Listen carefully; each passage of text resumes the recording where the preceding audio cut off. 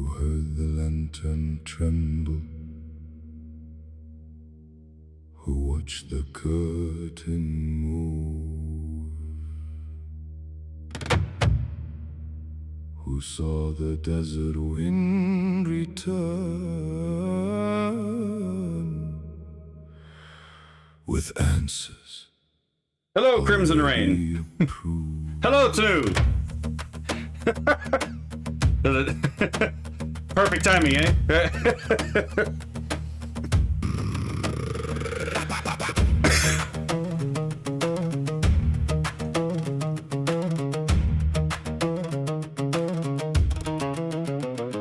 In shaded rooms beneath the lamplit wall, a murmur rises soft beyond recall. A private longing drifts through woven air, then sacred language settles gently there. The witnesses exchange a measured glance as circumstance and promise slowly dance. The ink appears where expectation leans, like moonlit water flowing through the scenes. The courtyard stones remember every tread, while whispered questions gather overhead. How swiftly comes the word you need, how softly bends the path to heed. The echo follows every breath, who names the warning after death. How swiftly comes the word you need. The mirror answers what you plead.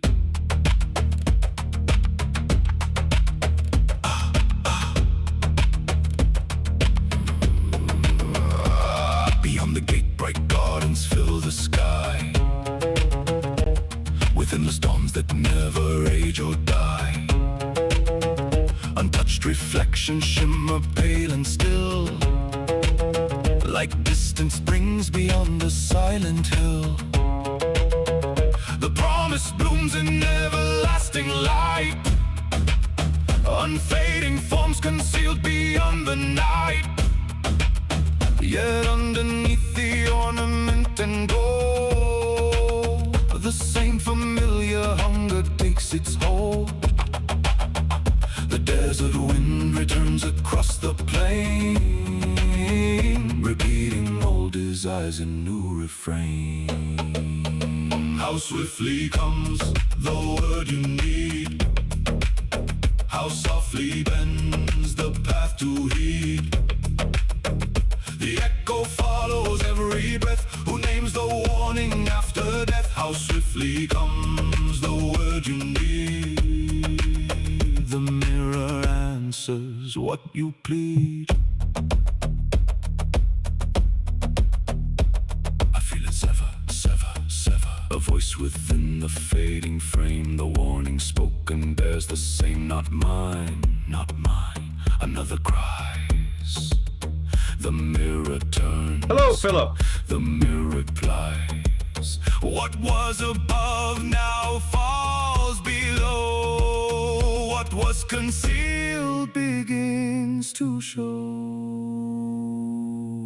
Hello, Kionella. The wish, the sign, the wish, the sign, the breath, the thread, the thread, the breath, breath, breath, breath, breath. How swiftly came the word once sought, how dearly was the answer bought. The echo follows every breath, the mirror joins the march of death. How swiftly came the word once sought. The crowd remembers what was taught.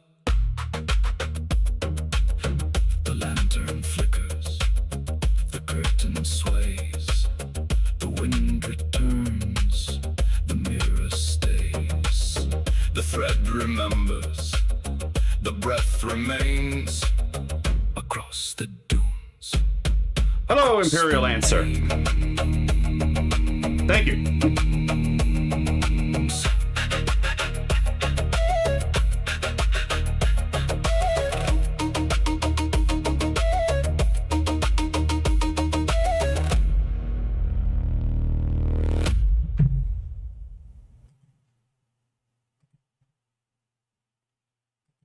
All right, so we're gonna pick up where we left off yesterday. Hello, Baritarian, and continue on this bit that I didn't realize would take nearly as long as it actually would. So as we go through the scientific inaccuracies of the Quran to disprove again the claim that it is miraculously confirmed by science, where we're gonna do the thing we were doing last time, which is read each of the verses in fullness when a verse is cited as, you know, teaching something scientifically inaccurate, right? So, yeah, sometimes, you know, the bit takes a lot more commitment than you expect originally, right? Okay. Well, let us continue. Mountains prevent earthquakes, and the Quran even claims that these mountain things prevent earth to each other. And that Okay, hold on. Yeah, it does that when I forget to, like, when I leave the thing open after it goes to sleep. Hold on. Where were we? So we're past the darkness and the light here. Okay. We're going a little bit further.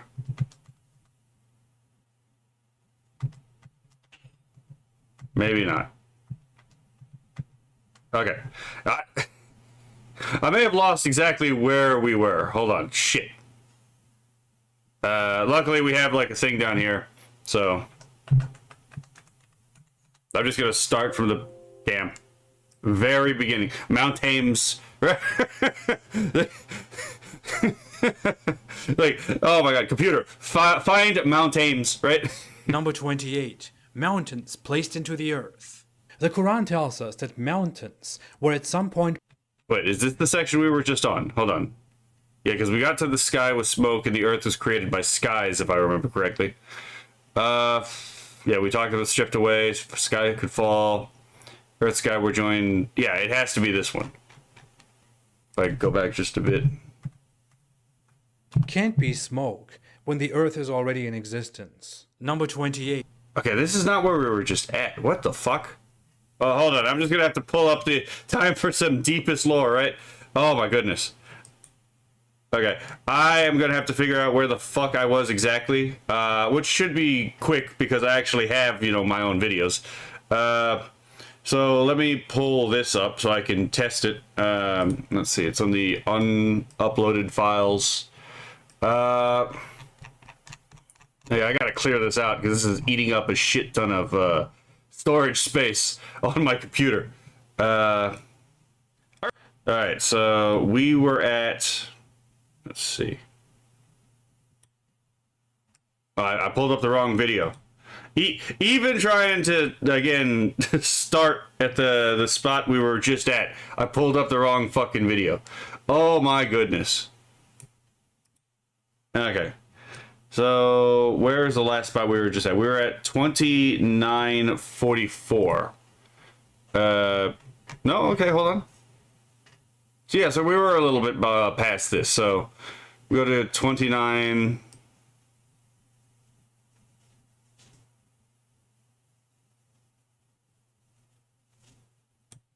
And evolving. Were we at 2944? Hold on. What the fuck? So we're a little bit past 2944. All right, instead of just fuck, where am I? You know what? It's gonna take more time to try to figure out exactly where I was instead of just letting it play through. So fuck it, right? Imperial Answer says, "Oh, don't worry. I'm not sure the folks reading the Quran know where the fuck they were after they got done reading the damn thing." I mean, fair enough, especially considering it's not written in chronological order, right? And may slowly disappear or become bigger. According to the Quran, these are ridiculously a bunch of pegs, like these toys. I wonder what they do. Number 27. Mountains prevent earthquakes. And the Quran even claims that... Okay, now that we're at the spot we were looking at, we have a citation here for 1615. So let's go there. Again, we shall do the annoying thing of actually reading the book that we are criticizing, right? So 1615. Let's go down here. And he has affixed into the earth mountains standing firm, lest it should shake with you, and rivers and roads that may guide yourselves. And again, the the example of pegs is actually kind of interesting. Again, I think I brought this up in the last video, but yeah, it seems to be the yeah, it's not written in chronological order. Fun fact: look at how long each chapter is in the Quran. That's how it's organized. But where was I going with this? Except for the first chapter. The first chapter is a little bit out of like order in that spot. But toddler's view of the world, kind of, yes. Because like again, the mountains functioning as pegs to keep everything firm would make sense if you understand the world as like an act of being made in the image of carpentry, right? Because you can use wooden pegs, and anyone who's like familiar of like nailless wooden architecture in Japanese culture might understand what I'm talking about, right? How you use pegs to in place of nails in order to create an almost seamless but stable structure, right? So that's effectively how mountains work according to the Quran. These mountain things prevent earthquakes. That's why they are planted into the earth. Now I get it. If you honestly Google for such a claim, you only find Islamic or pro-Islamic sources. And yeah, because again, as I brought up earlier before, obviously the mountains are the result of tectonic collisions.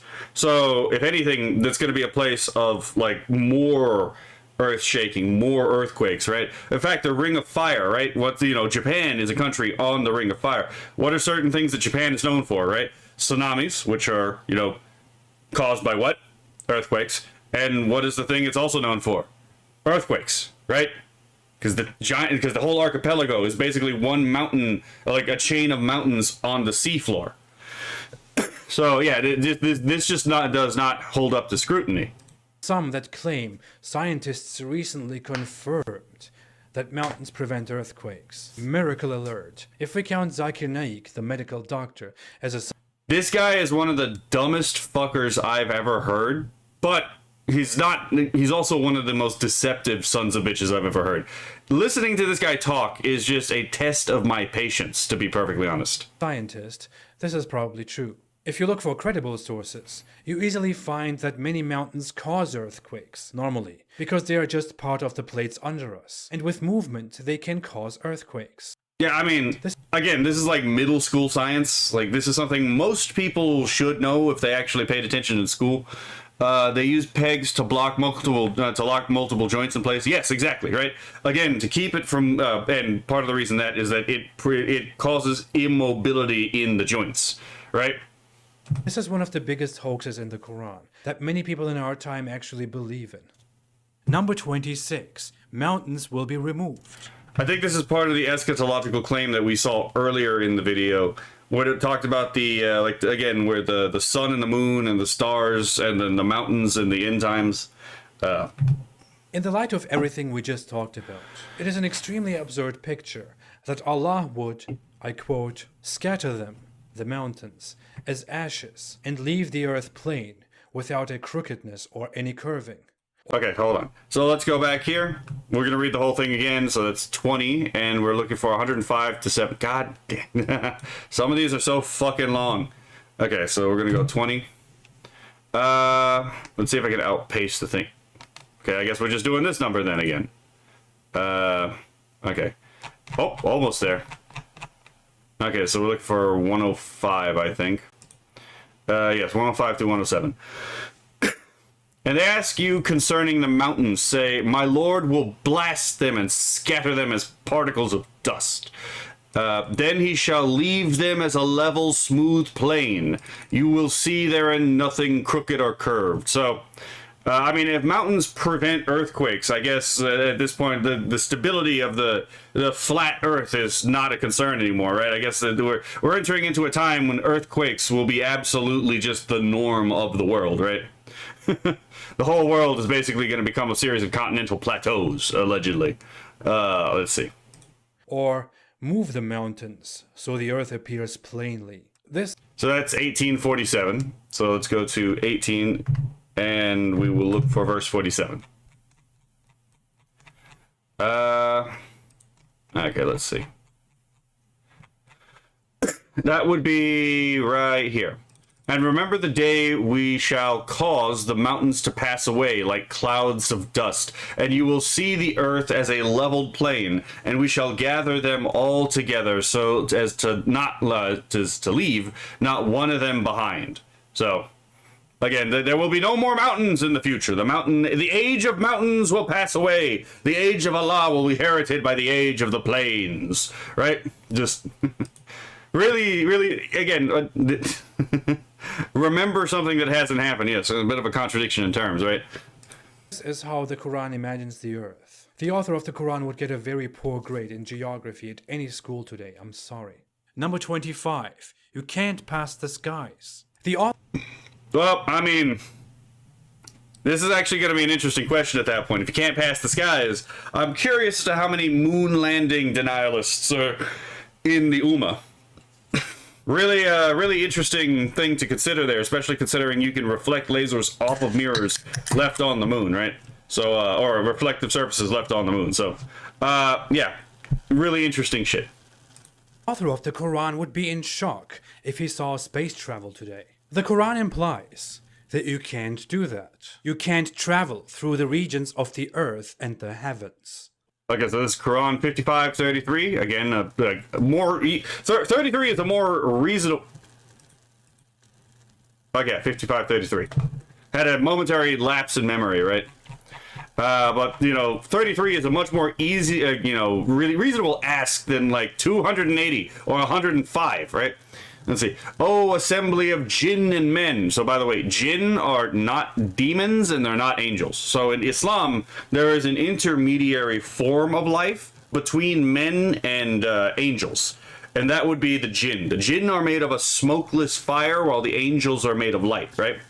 The jinn have free will, unlike the angels. So, like, angels never had the capacity in Islam to fall away because they are naturally oriented only towards Allah. So no angel ever falls in Islam. All demons are jinn, but not all jinn are demons. So anyway, if you have power to pass beyond the zones of the heavens and the earth, then pass beyond them. I mean, we did so.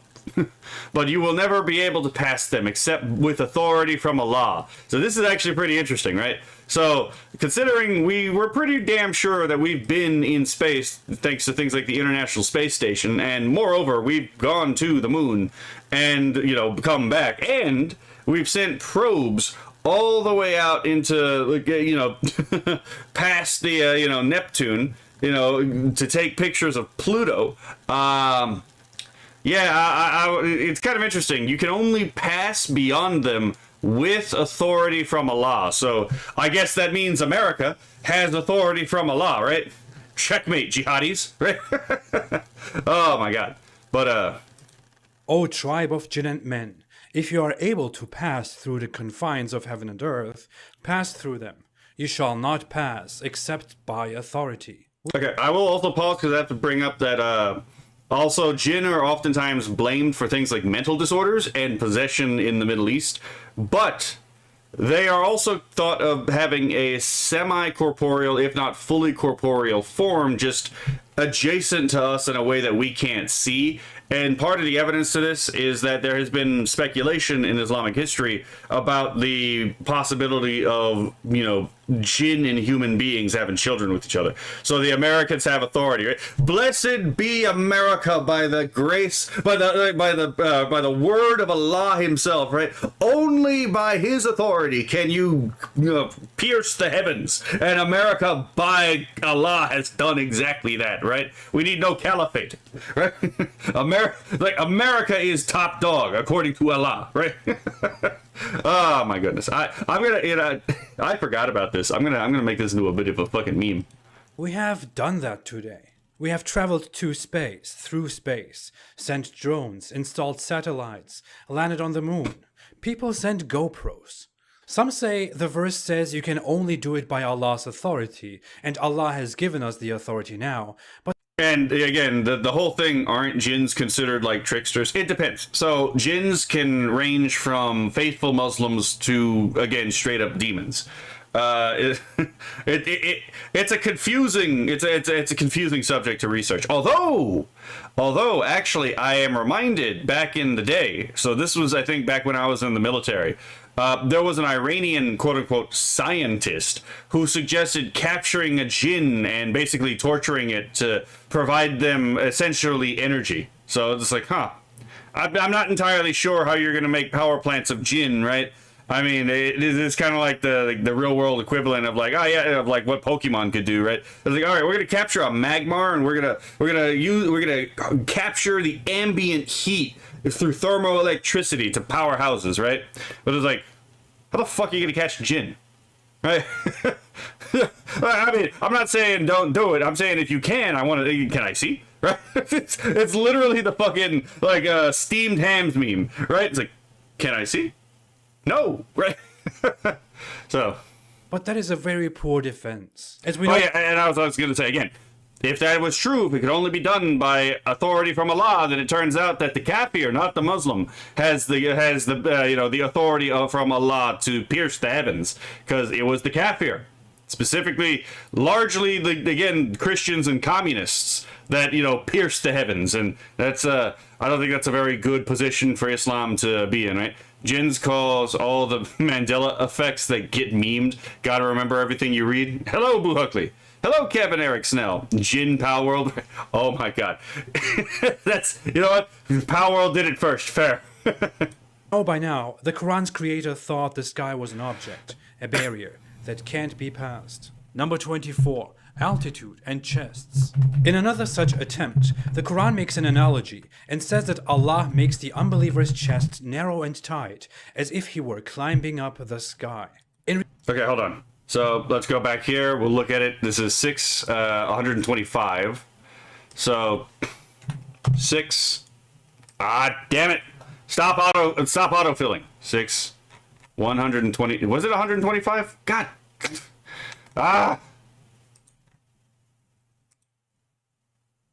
Oh shit, okay, there we go. Apparently Allah blesses us with the easier finds sometimes, right? So 125. And whomsoever Allah wills to guide, he opens his breast to Islam. So remember, if you don't accept Islam, it's because Allah does not will to guide you there. And whoever he wills to send astray, he makes his breast closed and constricted. So again, the hardening of the heart image, right? As if he is climbing up to the sky. Thus Allah puts the wrath on those who believe not. So again, the Islam was Calvinism before Calvin. So let's see, like Tesseract. I wouldn't give it that much leeway, because I wouldn't say that they would believe that jinn exist at right angles to the way that we could move. They just believe that jinn had magic powers to become things like invisible and to exist alongside us. Unbeliever's chest narrow and tight, as if he were climbing up the sky. In reality, your chest doesn't become narrow and tight when you get to higher altitudes. Like on a mountaintop near Mecca, where Muhammad probably experienced this. The air just becomes thinner, which makes it harder to breathe. Number 2. Yeah, and in fact, actually, if I remember correctly, I think the Greeks also believed like the ether was like the air of the gods. So it was like, it was a substance above the air we can breathe that was associated with the heavens, but it was also considered to be poison to mortals, if I remember correctly. I could be wrong, but I think that if I remember correctly, that was the thing. Which would explain again why it was harder and harder to breathe when you got upper on the higher ends of the mountains. So let me check something. All right.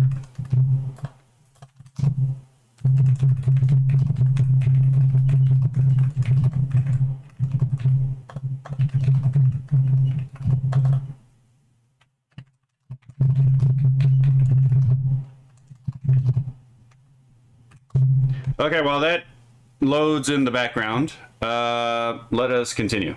23. Allah drives clouds. Allah drives the clouds and makes them come together, so they form masses. I know, someone... Okay, so this is 24:43. So let's go 24 and then 43. This has got to be like one of the most elaborate shit posts I've like pulled so far on this channel. I gotta really think of the time constraints the shit I set out to do actually gives on me, right?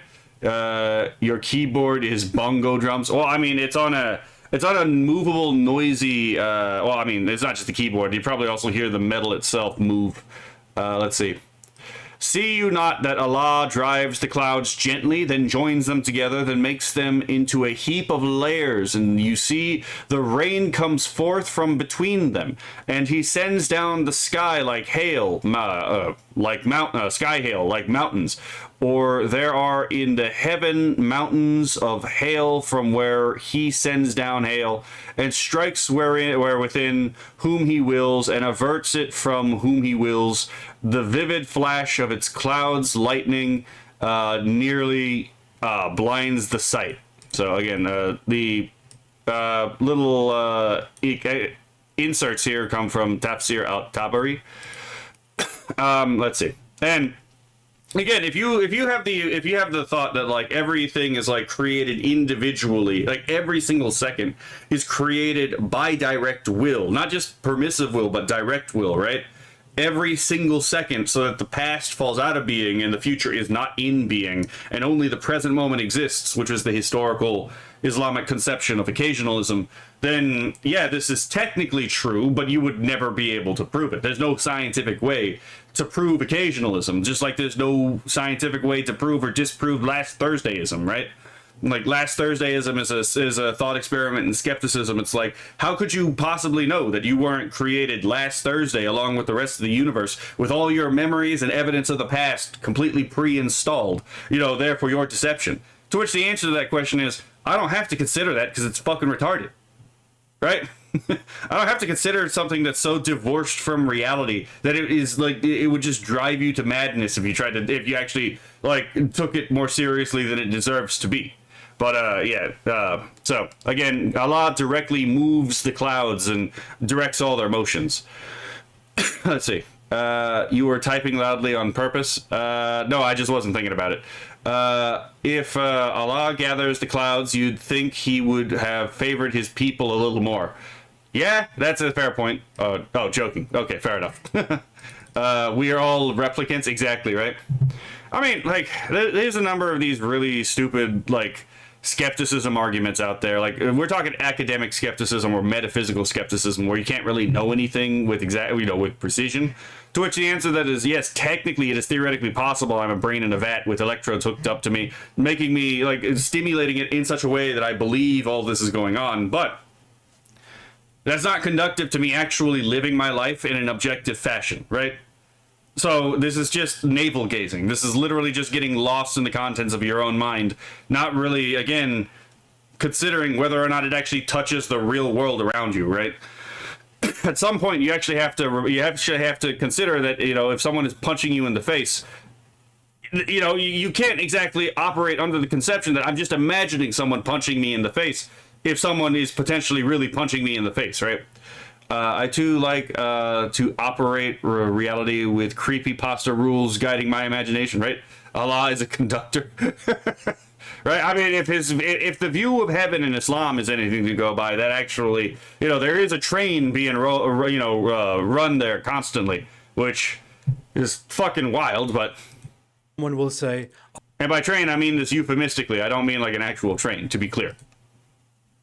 Allah made clouds, which means he drives clouds, but look at how the verse explains it. Do you not see that Allah drives clouds, then he brings them together? It describes something that is happening with supernatural intervention, because the author doesn't have a natural explanation to it. He wants you to observe how Allah is doing what is happening above. The clouds form of water droplets and ice crystals that move up to the sky by completely natural means, and clouds move with the wind entirely naturally. Yep. And Allah definitely doesn't send winds. Number 22.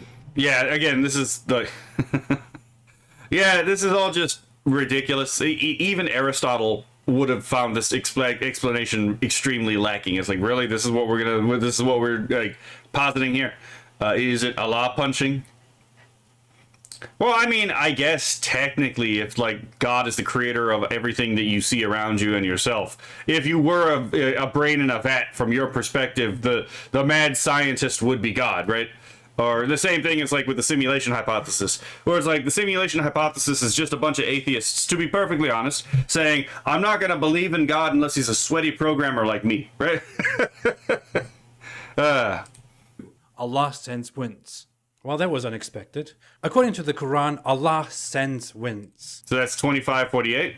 So let's go and check to see. Again, showing that we are actually, taking this seriously.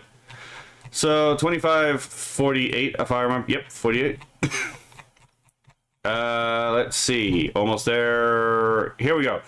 And it is he who sends the winds as heralds of glad tidings before his mercy rain. And by the way, so rain is his mercy. And we send down pure water from the sky. So again, the water from the sky is pure. That's not necessarily a safe assumption to be made. Like, certain places the rain is safer than others, but just because the water came from the sky does not mean it is good for human consumption. You still probably should purify it. Let's be perfectly honest, because any kind of pollutants in the air are gonna in the air are gonna be pulled down into the rain. You have to be on a Kevin. You have to be a Kevin to believe in Kevinism. Oh my god, what the fuck, hype train? There ain't no bloody fucking way there's a hype train. The hell does that even mean? What do you mean 0% in? I hate OBS. Let's see. Alright, so let's get back to the video. Notice it doesn't say Allah made winds or makes winds. It says Allah sends winds. Are you sure it's not piss? I mean, to be fair, considering some of the hadiths, it does kind of seem as if, a large part of the Quran is just taking the piss out of you. If we were in the 7th century in a desert and couldn't explain a sudden wind, we would probably say, oh, Allah sent that one. That was a big one. And again, like, the atomists had some understanding of how air, the wind works, right? They had a understanding of matter as, like, again, of the world as atoms and the void, right? These indivisible particles, which they believe to correspond to the 4 elements, right? Water, fire, earth, and air, which commingled and created everything around us. No, not create, but like constitute everything around us. It's actually quite easy to explain wind, even from an ancient Greek or even the Hindu perspective, right? Because the Vaisheshika school, which is the Indian school of atomism, which, by the way, some Greeks even thought is where the Greek schooling in Democritus, the guy who actually invented the Greek school of atomism. There's a number of Greeks who thought he got his ideas from the Naiyikas, but anyway, that's neither here nor there. Like, they too had the similar understanding of the world as being composed of these tiny particulates that were impossibly small and also completely indivisible, and corresponded to the 4 elements, maybe 5 elements, because some Nayayika talk about the possibility of a mind particle. I don't know if that, I don't remember if that's specifically ancient Nayayikas, but I know of a modern Nayayika who talks about that stuff. So, and I'm not too familiar with the Nayayika sutras myself. So, are you describing the Avatar mythos? I mean, basically, right? Right? I mean, basically. In reality, all winds are naturally explained. Hold on. Pure water is just as toxic for your body as polluted water if you think about nuances of dehydration. Oh yeah, no, I'm not. Don't drink distilled water. God, do not drink distilled water. Holy crap. No, but again, rainwater can still also not be good for you because it can carry toxins in the atmosphere down to you. So it all depends.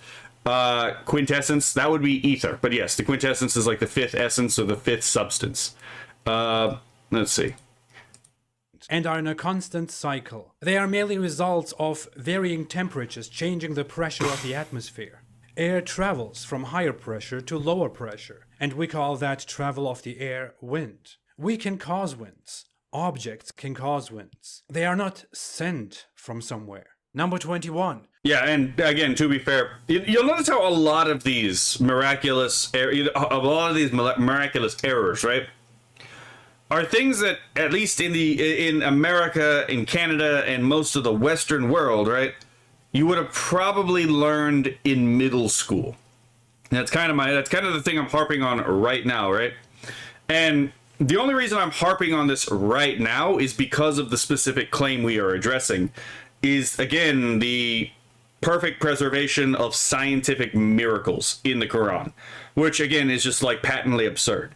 If this claim was not to be made, it wouldn't be worth doing this in this way, because we would be addressing the air. I hope it's not Quintessence. I think that is what Star Killer base used to blow up Hosnian Prime and Star Wars and make it visible from across the entire galaxy somehow. I mean, if a star, I mean, to be fair, if a supernova goes off anywhere in the galaxy, unless it's obstructed by like the star, you know, something in the way, you would be able to see it from across the galaxy. I mean, sometimes a nova in a distant galaxy can actually outshine the galaxy itself. So, Winds for good tiding. If you live in the desert of the 7th century, you might appreciate every rainfall, because it barely rains, and you have yeah, but if you live in India, that rain can be a little bit dangerous, right? drought. The Quran says that Allah sends winds as a good tiding before his blessing, which Okay, so we're at 25, and now we're looking for... Oh, wait, did we just read this? Okay, we already read this. is rain.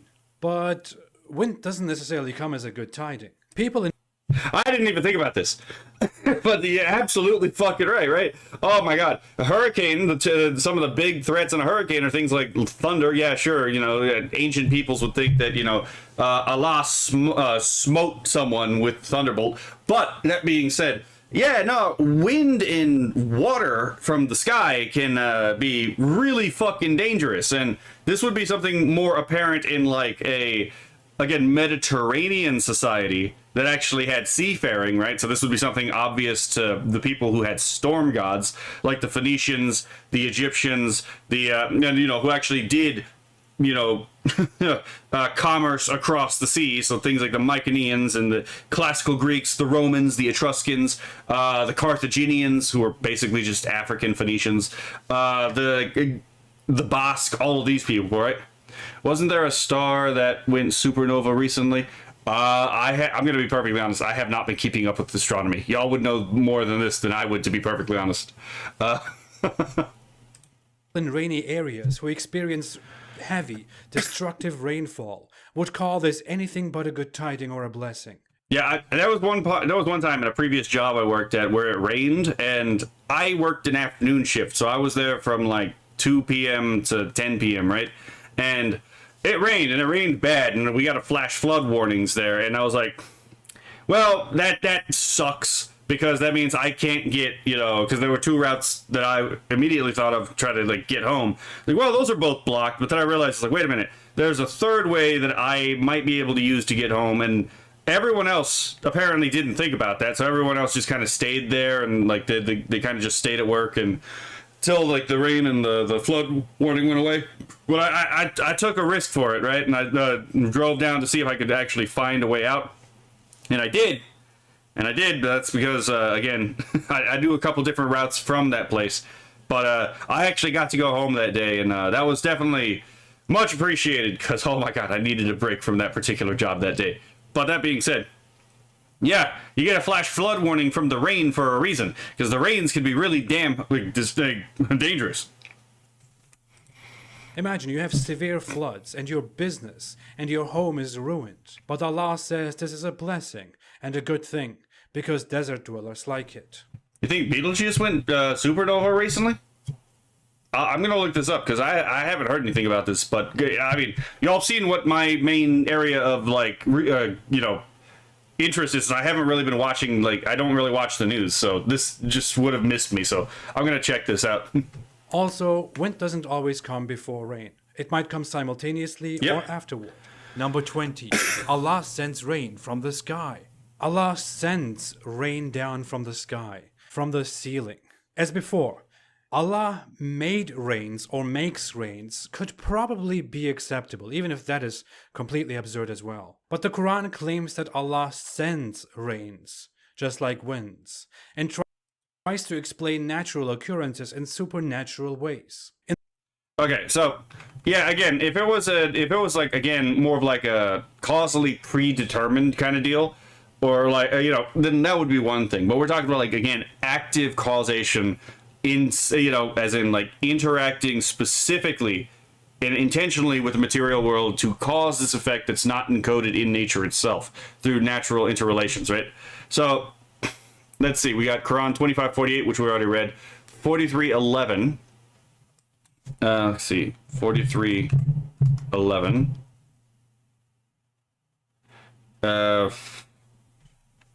So let's go here, and that would be, and who sends down water, rain, from the sky in due measure, where then we revive a dead land therewith, and even so you will be brought forth from the graves. So again, using the rain as a metaphor for God can restore life to a dead land, so too he can restore life to a dead body, right? Let's see. So then, let's see. 2:22. So let's go to 2. And 22 is easy work.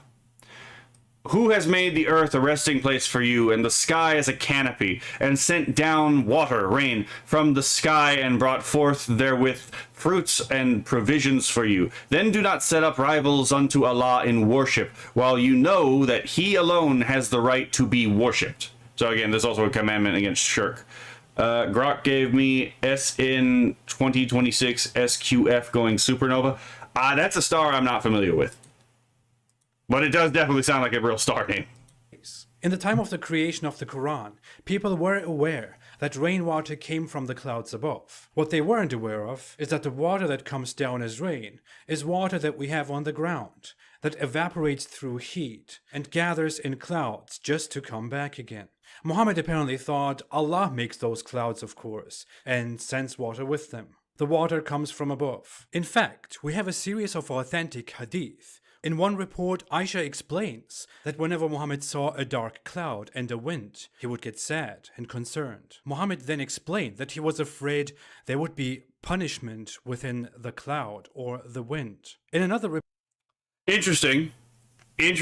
We've already established that, again, Muhammad is a very superstitious man. So is it kind of interesting that whenever the anger of God might be, you know, something that he could attribute something to, he might get a little bit sad or depressed or a little worried, right? I'm just saying, really interesting implication right there, right? For the perfect pattern of conduct. Let's see. Market 0 or you're entering a world of pain. What is going on now? The S and let's see. Google says the one might be the most recent. Okay. Oh, okay. Here's what's being responded to. It's a joke, but every time thunder rolls around, Gran and I say the angels are bolding.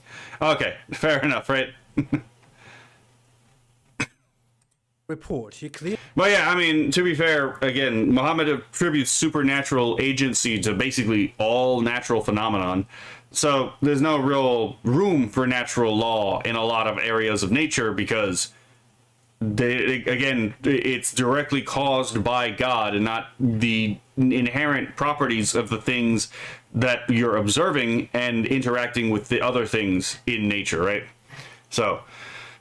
and this is one of the reasons why science never really took off in Muslim nations. So, oh my God. Okay, this is the Sunnah, so I don't have to read this right now because we're focusing on the Quran. Oh my God. Clearly says that if we see a cloud formation in the sky, people should pray and say, "I seek refuge in Allah from its evil," and we should ask Allah to send beneficial downpour through that cloud. Muhammad is clearly not aware how things work. Also, if this is Allah's blessing, then he really cares more about infidel nations than about the center of his religion. Number 19, rainwater is pure. And you're going to see this again over and over and over again, right? Because it's like, if the rain is a blessing, then holy crap, the Hindustan is fucking, like, absolutely blessed. And let's be fair, so is, like, again, most of Southeast Asia. So... I'm not entirely sure that's a game that people want to play with that. The Quran also says that rainwater was pure. I think we read 25:48 a moment ago. Let me check. Oh my God. Okay. So the search function isn't gonna. Well, that's fun. Okay, so my keyboard just died. So give me one moment while I plug it in, because this thing's been not plugged in for quite a while. It's what I said. Yeah, I mean, to be fair, some of this does get a little predictable over time, right? So, what was it, 25? Let's see. Yep, 2548. It's check. 48 is a relatively easy ask. So, here we go. And it is he who sends the winds as heralds of glad tidings before his mercy reign, and we send down pure water from the sky. Again, so, like, we did actually read this part earlier. Allah's blessing, rainwater, was thought to be pure at the time of Muhammad. But when it... I wouldn't exactly take teachings on water from Islam, because there is there are certain teachings where it's like, that doesn't sound safe at all. That doesn't sound safe at all. Especially like the idea that like water is incorruptible. It's like, interesting. So that loud drumming must have been the keyboard's death rattle. Right? Well, it's on life support now, right? You don't get to die yet. You die when I say you do. Right? Forms in the air. It interacts with carbon dioxide in the air and is contaminated with carbonic acid. Yep. In regions where there is more pollution, natural or man-made, it is much more contaminated. But even in the cleanest places, rainwater is not free from contamination and should normally be purified before you can safely drink it. Yeah, again, like, as I said earlier, you should purify rainwater if you're going to drink the rainwater. I don't think there should be any rules against catching rainwater, but even in the United States, there are actually some places where it's illegal to catch rainwater for human consumption, and it's like that's kind of ridiculous to me. Would Muhammad be embarrassed with everyone looking into him and his religion? Muhammad wasn't the kind of person to get embarrassed by something. He's the kind of person to get very violent when confronted. It is not pure water. This is a false assertion based on the knowledge in the Quran's time and place. Number 18. Mountains of hail. Allah we saw this earlier, yeah, 2548. Sends down mountains of hail, and he smites therewith those he aims to smite. Hail is not only a completely natural occurrence again, most hail also doesn't harm anyone, and we can be entirely safe from it in most places. I didn't even think about that, but yes, that's a good point, right? Again, it's like mountains of hail. It's like, no, hail is formed directly in the clouds. It's not like a mountain of ice up there to fall down onto the... Oh my goodness. Droplets are formed around specks of dirt. I mean, yeah, they can be, right? It is not some divine ammunition. Of course, if you live in Arabia and you receive hail that looks like this, you might indeed believe that there is someone above who is trying to smite your ass. Someone above that is trying to smite your ass, right? I mean, sure, if I'm getting pelted by literally golf ball sized hail, it's like, yeah, I could see how a pre-modern superstitious man would be like, oh shit, the gods are angry at us. Oh my goodness. But I guess you got some ice for, like, if you can, like, it's like, if you got like an underground facility to store the ice, you can keep that for quite a decent time. Number 17.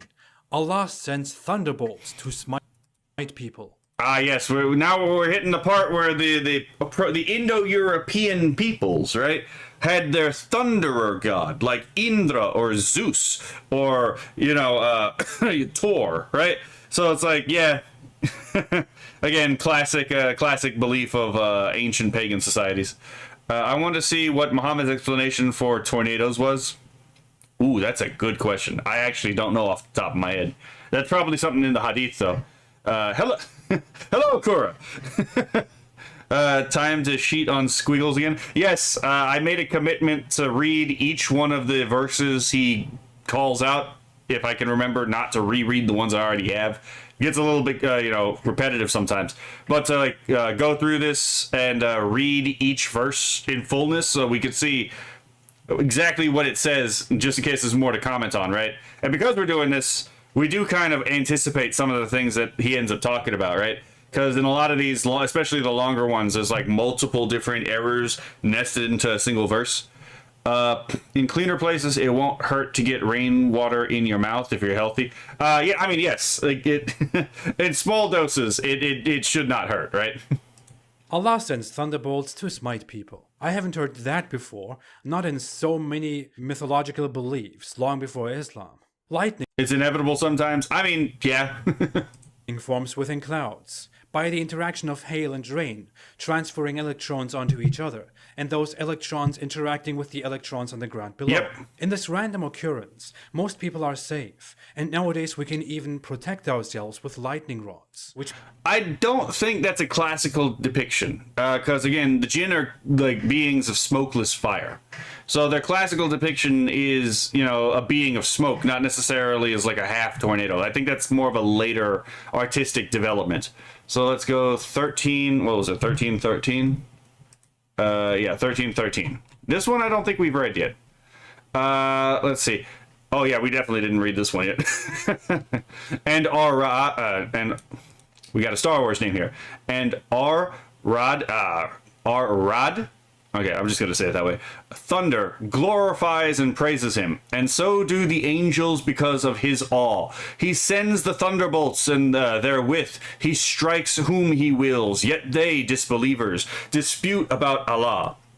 And he is mighty in strength and severe in punishment. Again, the thunderbolt just being very oftentimes the weapon of the most powerful god of a pantheon, right? Yeah, like Thor is the mightiest of the Norse gods, right? So he's the one who wields Mjolnir, the lightning bolt, right? Because Thor itself just it means thunder. And then you have like again Zeus, the mightiest of the Greek gods and the king of the Greek gods. He wields the thunderbolt, obviously, right? And then you have, you know, made by Hephaestus. And then you have in India, you have Indra, right? In Hinduism, Buddhism, and in Jainism, right? The most powerful of the devas. You know, the one who rules over the Devaloka, or literally the abode of the gods. What weapon does he have? Oh, he has the Vajra, the diamond, or the thunderbolt, right? It's like, interesting. It's just a very reoccurring theme, because it's like, what could be more powerful in human conception than, like, again, being smote by God from the heavens with a lightning bolt, right? Or trees. The trees saved our house from thunderbolts. Oh, yes, trees are really good lightning rods. Holy crap. most people are safe, and nowadays we can even protect ourselves with lightning rods, which means a win for us. And there should be a loser here. Right? Oh, man.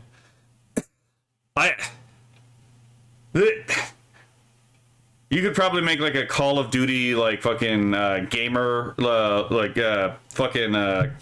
chat with parodying this, right? It's like the Thunderbolt got modded because it was too powerful, so now they got like lightning rods to protect from thunderbolts.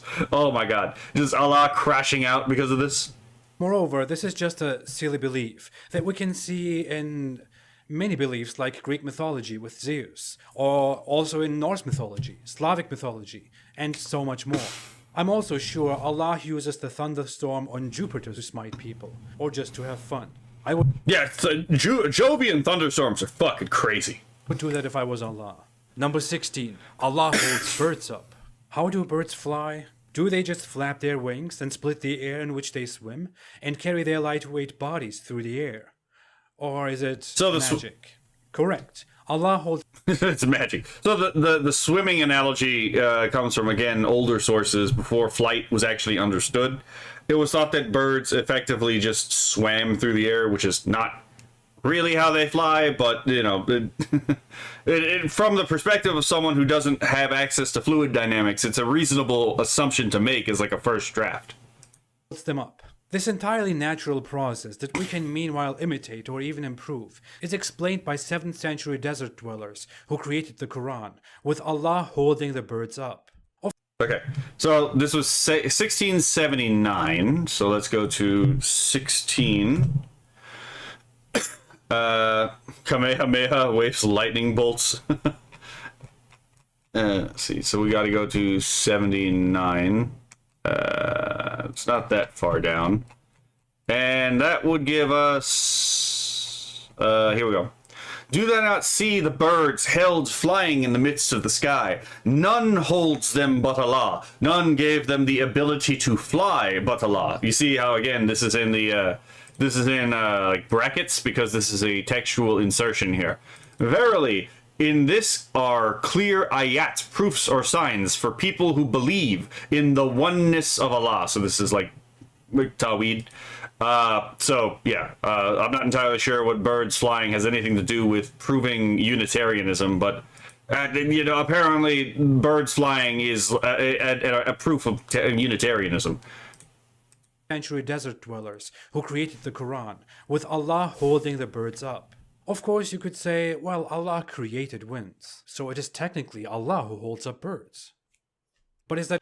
I mean, yeah, from a perspective of like first cause and subsequent causation, yeah, technically. But that's not actually the claim the Quran is making. The claim the Quran is making is that Allah is the direct, unmediated cause of this effect, right? At least in classical theism, there are a number of mediating causes between first cause and whatever you're considering as of right now, right? There's a chain of efficient causes, not to mention material, formal, and final causes. But in Islam, they don't have this kind of conception of causality. So in these cases, it's not saying that yes, there are these intermediate effects, but Allah is the first cause, right? Which is, you know, kind of similar to, which is basically Aquinas's, you know, the full version of that would be Aquinas's like argument from efficient causality, which I think is his second way in his 5 ways. And it has some similarity to like it has some link to the Kalam cosmological argument because of that, but you know, that's not what's being claimed here, right? This is why we're going so hard on this, is because from the text it seems like this is a claim that this is immediate, direct, you know, causation, not a mediated causation. So is that really a valid answer? Is that really your answer, or is it just a way to protect belief? Not wrong, but also not right. Then there's seabirds. Well, I mean, like seabirds and vultures, for example, they mastered just like just like being able to fly without flapping their wings, right? Like, like they made flying look fucking easy compared to some other birds, right?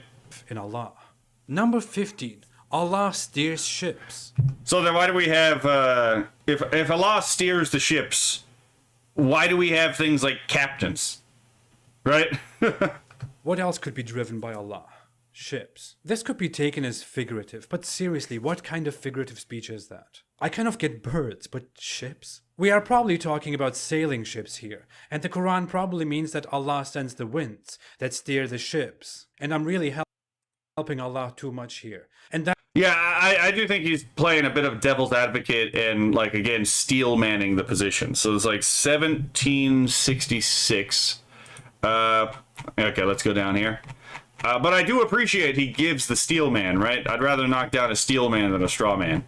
Because, one, it's just more impressive to knock down a steel man, right? You get to flex if you get to do that. So, your Lord is he who drives the ship for you through the sea, in order that you may seek his bounty. Truly, he is ever most merciful towards you. So again, it's like, telling you right there, Allah is the one who drives your ships forward. That means that Allah transports us from point A to point B, and when we use the sails to influence the wind and sail against the wind, then we go against Allah's wind, and Allah reverse drives our ships. So what you're telling me is that the real antagonist of the Odyssey is not actually Poseidon, but Allah. Allah take the wheel, no, not to the whirlpool, Jesus, right? Oh my goodness. Let's see. I want to see the Quran made into a Dark Souls-like experience. Now it would be lit. Oh, it really would be, to be perfectly honest. Especially because, again, Allah actually has a physical body. Because Islam is a corporealist religion, right? He's got 2 right arms, no left arm. He's got, you know, again, 1 shin, which is a really interesting thing. Well, actually, to be fair, the Quran only mentions 1 shin, and there have been Muslim imams who would basically get into fights about whether Allah has 1 shin or 2 shins, because apparently that's fucking, like, important to the faith. We make ships. We steer them. Allah is nowhere in this process, and he doesn't send winds either, as established. This is very absurd. Number 14. Barriers between seas. Oh, this is one of my favorite ones because it's like so obviously fucking bullshit. Would he be one of the bosses? Oh my god, it's a Dark Souls JRPG based off of like fucking Salafi and 12-verse mythology, right? It's like, it's just a quest to, it's just like fucking, oh my god, whoa, it's like I need to come up with a good like Arabic name for it. Like, yes, let's join Ahmed on his quest to kill God, right? Just fucking ridiculous. The forbidden Kratos game that we'll never see. Absolutely, right? Oh my goodness. This is a complicated topic, and some people of our time try to make miracles out of this, which is no surprise because the 21st century is full of such Quran miracle hoaxes. Yep. But I'll keep this short and simple, and definitely Yeah, this one even has like fake video, had video misrepresentation before AI. So, but we all know back in anyone who lived before AI became a big thing, right? Knows again that like you didn't need AI to dupe a bunch of people who were just overly gullible. To be fair, I can see Allah being a boss in Shin Megami Tensei. In fact, I think the Abrahamic god in the form of Yahweh, but it's not touched on much. Yeah, basically. So I actually think he might be the final boss in Shin Megami Tensei, if I remember correctly. Ahmed, I keep you. I think he's actually the final boss, but it's been a long time. I'm more familiar with like Devil Survivor than I am Shin Megami Tensei. Although, to be fair, it is the same franchise, right? Just like, they're, connected with Persona as well. But, yeah, let's see. I think he would make a great lesser boss than you go on to defeat the stronger Egyptian, Greek, and Roman gods. So, if we were just going to power scale, right? If we were just going to power scale the gods of mythology, right? And, like, of these, like, ancient peoples, right? Allah would actually probably be an intermediary boss because he would be more powerful than Zeus or, for example, Thor or Jupiter. But that's because, again, medieval Islamic theologians got really fucking wacky.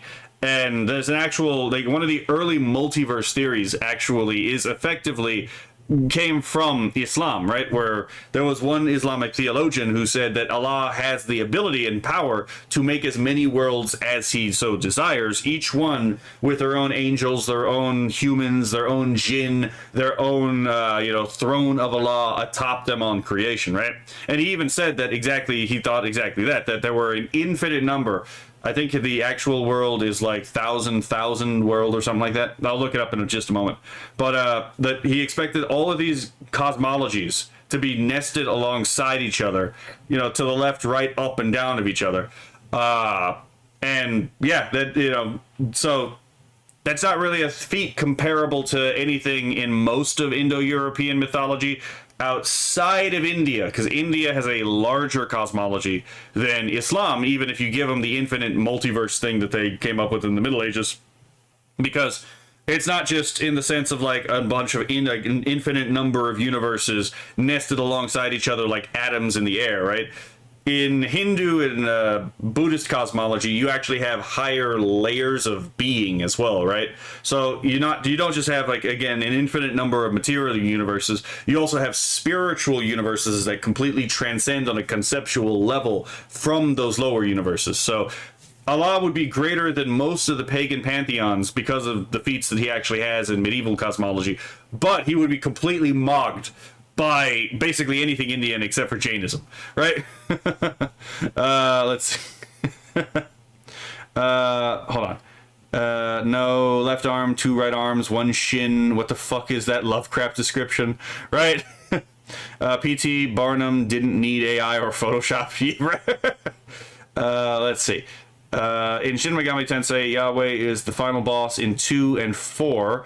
In fact, he sent his angels to nuke the planet and kickstart the apocalypse. I'm pretty sure, isn't that basically what happened in Devil Survivor 2? Wasn't Polaris effectively supposed to be like the agent of like Yahweh in that one too?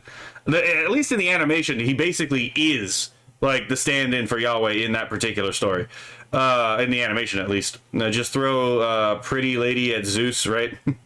Well, I guess depending, like, you could, with the hyper-cosmic gods, So that would be, again, like a Greco-Egyptian thing.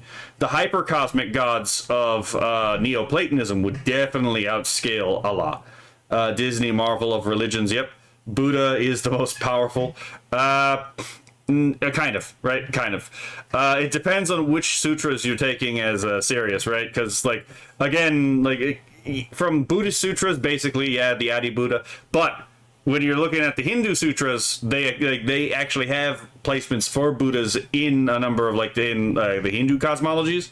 And so you have beings like Shiva, Krishna, you have, like, Param Shakti, all wildly transcending the Buddha in their own cosmologies. So again, when you start looking at Indian cosmology, it gets a little wonky because it's like there's no real solid answer. There's just a bunch of contradictory cosmologies. I think the Indian religion's mythos also has weapons known as Brahmastras. Well, okay, so Brahmastra is one of the weapons that are called Astras, and yes, that cannot be stopped once deployed or something, not even the gods, apparently. Well, I mean, this is the same kind of thing that happens in Norse mythology, right? All of the gods, their weapons have runes that make it to where it is impossible for them to not hit the target and not stop, right? You have the same kinds of runes on, especially on Gungnir, right? The Spear of Odin. Let's see. Yeah, a constant theme in Shin Megami Tensei is God's wrath being delivered on the end of an atomic ICBM. I think that is a thing because it was the Megami Tensei books and Shin Megami Tensei was based on. Fair enough. Hello, Captain Rudy.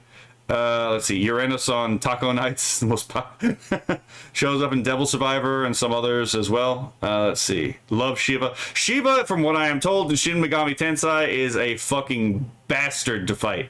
I believe Johnny Cash wrote a song about that. Let's see. God of War's wife outscales all the gods, thus is stronger than Goku and everything. I mean, there's arguments for like 5D in, God of War, but not really for like manga or anime Dragon Ball yet. Xeno Dragon Ball apparently gets fucking crazy, but... Explain this more extensively in a dedicated video. The Quran speaks in 3 verses of a separation... That was one hell of a tangent we got into though, right? Okay, so now we got like 3 verses to go through. We need 55, 25, and 27. So let's go to 55. Let's see. That was the wrong button. So if we go 55, we're looking for 19 through 20. What the fuck? Oh, god damn it. What was it, 19 through 20? Okay, let's see. He has let loose the 2 seas, the salt and fresh water meeting together. Between them is a barrier, which none of them can transgress. So obviously, fresh water and salt water can't mix when they're in the sea, right? The most cosmic of tangents. Hold on. There's a monkey man in Hindu that some think Wukong is based off of on Hanuman or something like that. Monkey King is very clearly based off of both Hanuman and Rama. I think because, especially when you consider some of the feats that they actually do, right? I need to look into his story.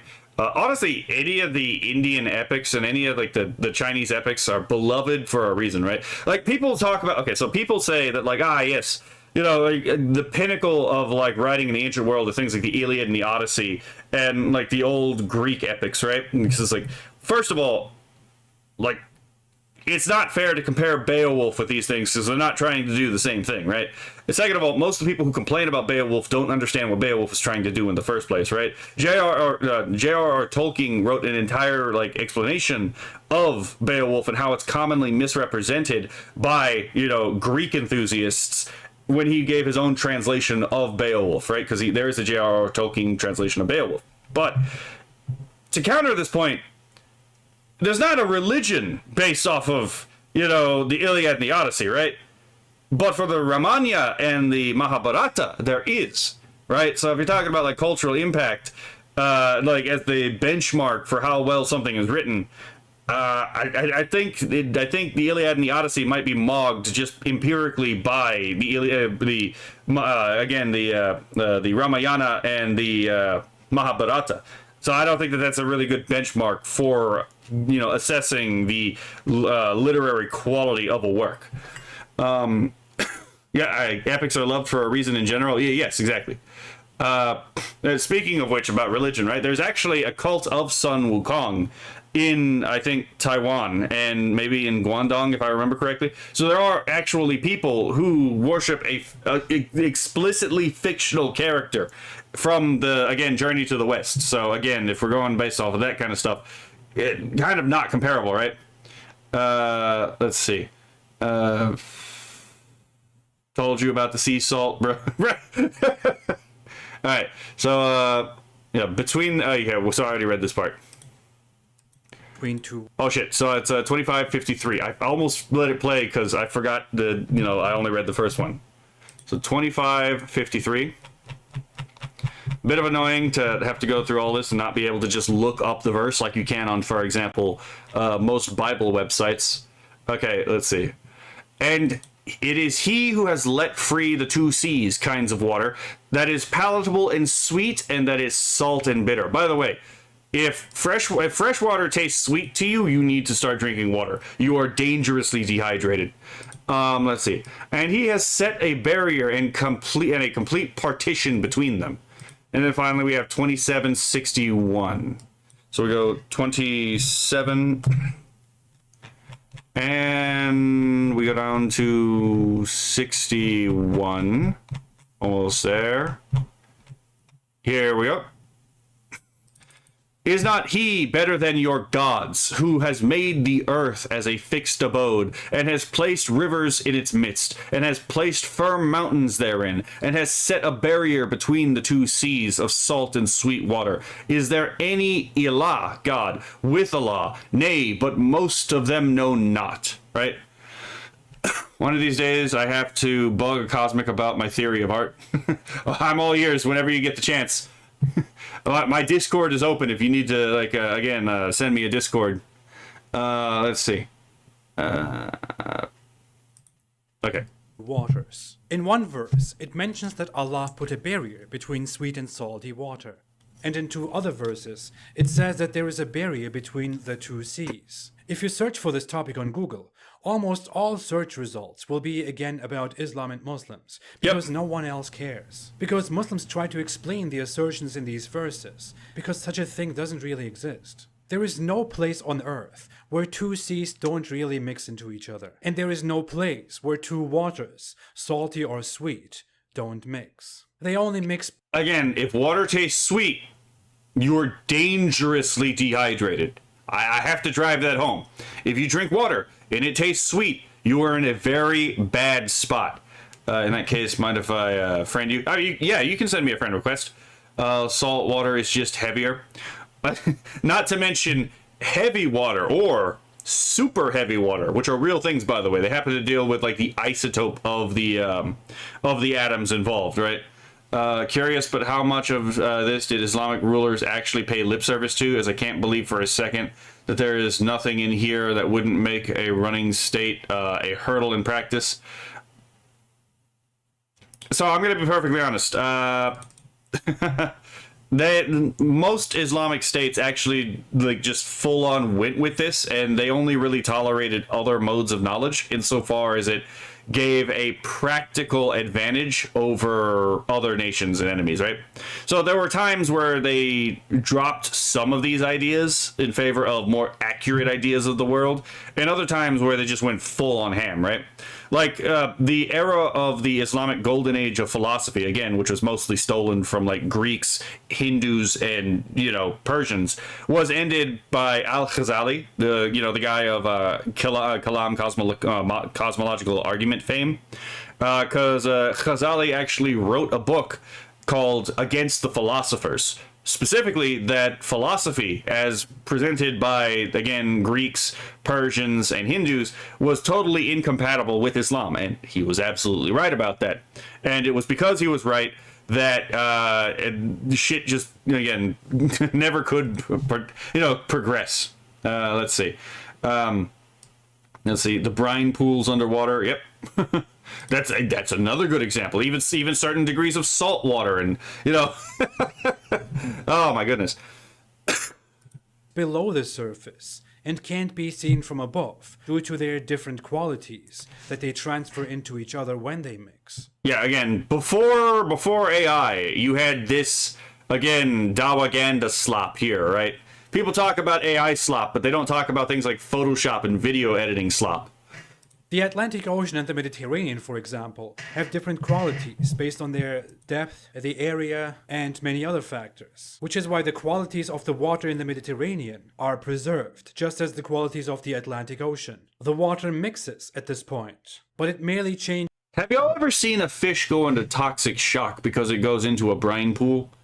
Sometimes a fish will go into a brine pool to like grab for some reason, and then it will just like come out and it will undergo immediate toxic shock because of how much salt is actually in a brine pool. Thank you for the 3 consecutive streams, Captain Rudy. I'm streaking. Okay, fair enough, right? To your heart's content, man. Anyone who calls AI slop can slop on these nuts. I mean, I would agree, right? Changes the water that is transferred into the other sea. The qualities are preserved on both sides, based on entirely natural circumstances. The only thing the Quran could mean, and be kind of accurate about, is that the 2 seas, the Mediterranean and the Red Sea, are separated by land. Popular topic, which looks like a divine barrier. But can you really call this a barrier between 2 seas? Right. Number 13. All life is in communities. Quran chapter 6 verse... Yeah, we covered this earlier, but it might be good to, again, rehash this. So it's 638, I think. Yeah, 38. So let's go on here. And we shall see... There is not a moving, living creature on earth, nor a bird that flies with its 2 wings, but are communities like you. We have neglected nothing in the book. Then unto their Lord they all shall be gathered. So again, all things are created in communities or pairs. You know, never mind the number of animals that we know prefer solitary lifestyles, right? Just, let's see, you need to gradually get used to your new environment. Yes. 38 says that all living beings are in communities like humans. This has 2 interpretations. One is that they all live in communities, which is very obviously false. Again, we're all familiar of animals that prefer solitary lifestyles. Think, obvious example is a polar bear, right? Polar bears, the closest thing they get to like living in communities is, again, a family, a mother and her cubs, but then the cubs eventually have to leave and then they become solitary for most of that time, right? So this is obviously just like prima facie incorrect. is outright wrong, since many animals are completely solitary and hang out by themselves for life and fight and protect territory, like most bears, especially Wolverine. God damn it. Of course, damn it, we had the same fucking example. Spiders is another good example, right? Most spiders don't exactly live in communities. None of this Islamic water philosophy applies in Philadelphia because they're not talking about water. Okay, that's funny. Some are born alone, grow up alone, live alone, and die alone. Like yep, again, reptiles and amphibians can sometimes be in this particular category. Sea turtles. The second interpretation. Actually, fish and cephalopods also tend to live in like oftentimes solitary. So like, let's see, cats but tolerate others. Well, cats, like domestic cats, actually kind of do fit under this because domestic cats actually live in colonies, not traditional packs. But so they are very social animals. They have a different way of organizing their social interaction. Is that this means all animals have a specific kind, a set species.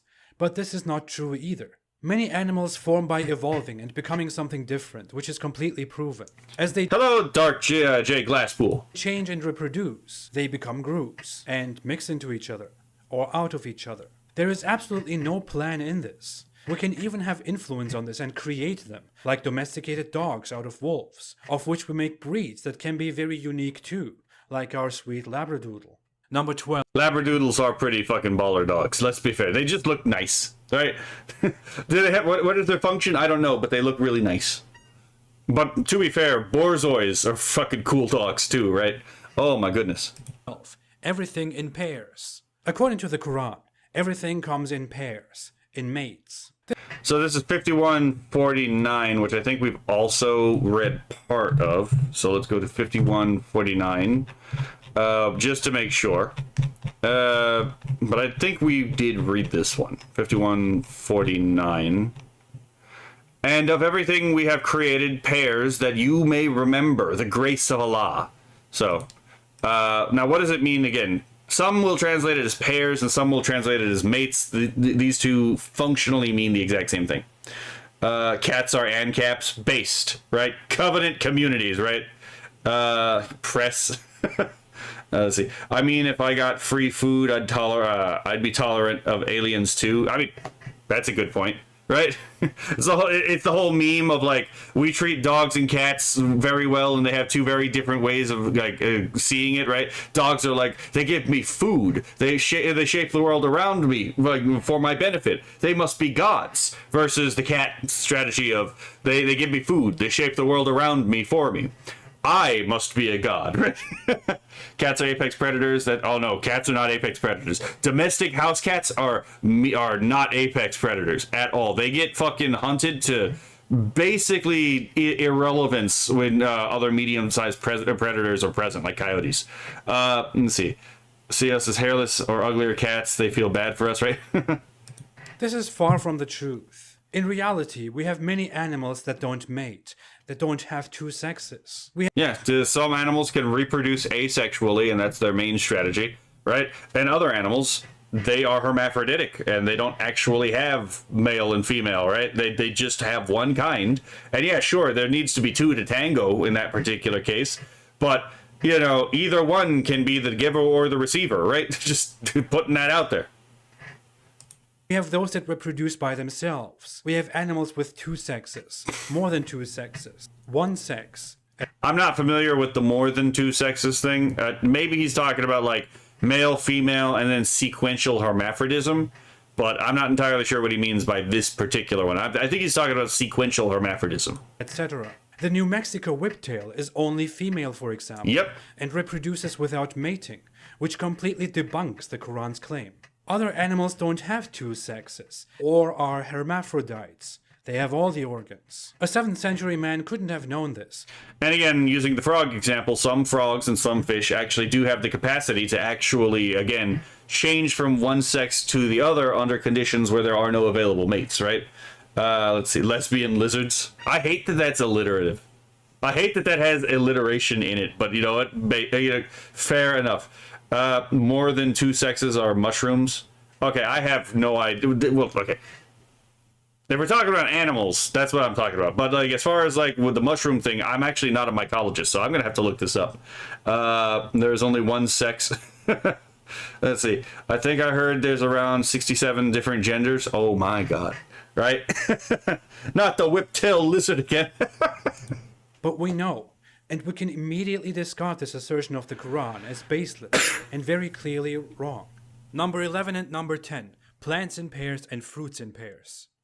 So again, remember that sexual dimorphism thing? Apparently there are male fruit, which is not how that works. In fact, we can go ahead and count 2 more mistakes and dismiss both of them with the same explanation.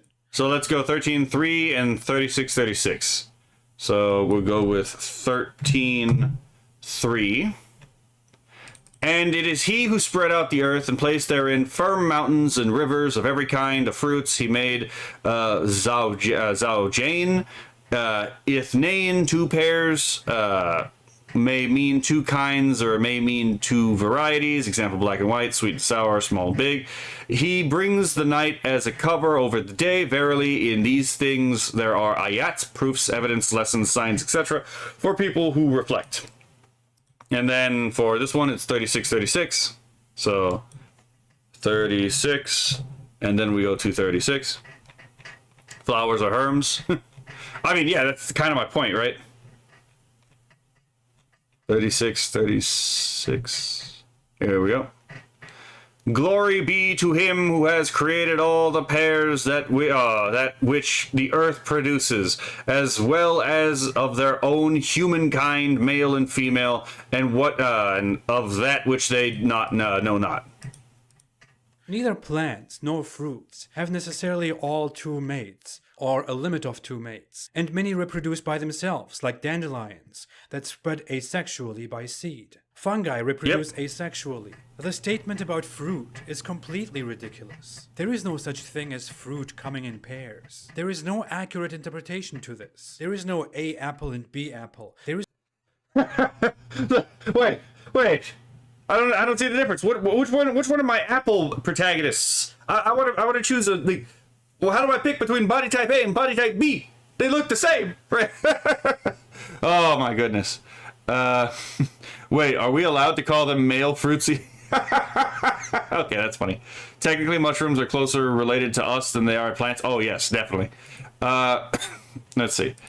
I have to wonder if Ultimate Madoka from Puella Magi Madoka Magica has a holy book that is this complex or baffling.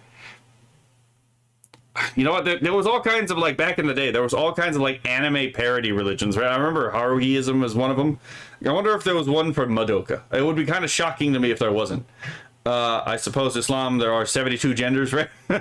This is just comparing apples to apples at this point, right? Again, like, where's my type A, type B apples? Where are my type A, type B apples, right? You promised that they came in 2 of a kind. Where are the 2 kinds? There's no male apple and female apple, or male pear and female pear, or male banana and female banana. Nor is there a counterpart to apple. Well, I mean, especially considering modern bananas, you know, the seedless ones are, you know, seedless, right? they are sterile, right? This is just comparing. Oh, I just read that part. Or a counterpart to bananas. The verse about fruit is completely wrong. Ignorant. Oh my god, have y'all ever seen like an actual seeded banana? Those seeds are fucking huge. Just weird.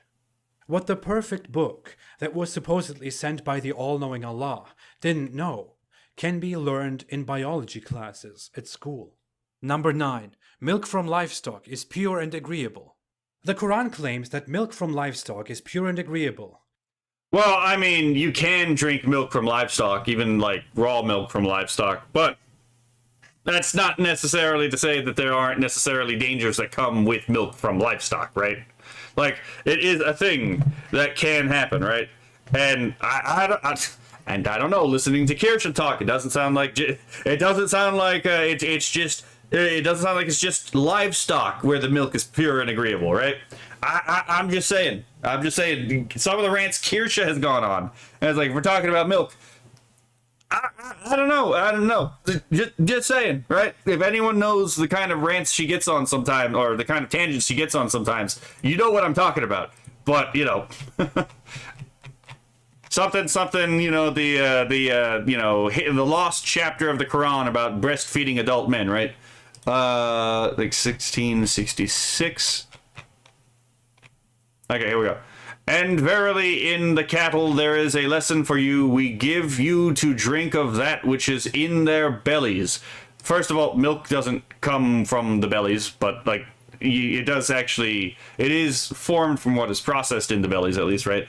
From between excretions, blood, pure milk, palatable to the drinkers. So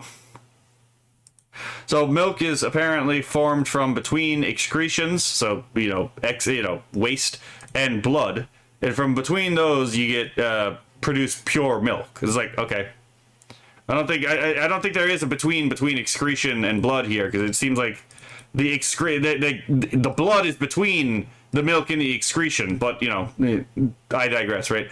Palatable to the drinker. Now, Leaflet is right, though, that, like, cows were revered as sacred animals for a long time across the world because everything that comes from a cow is magical, to be perfectly honest, right?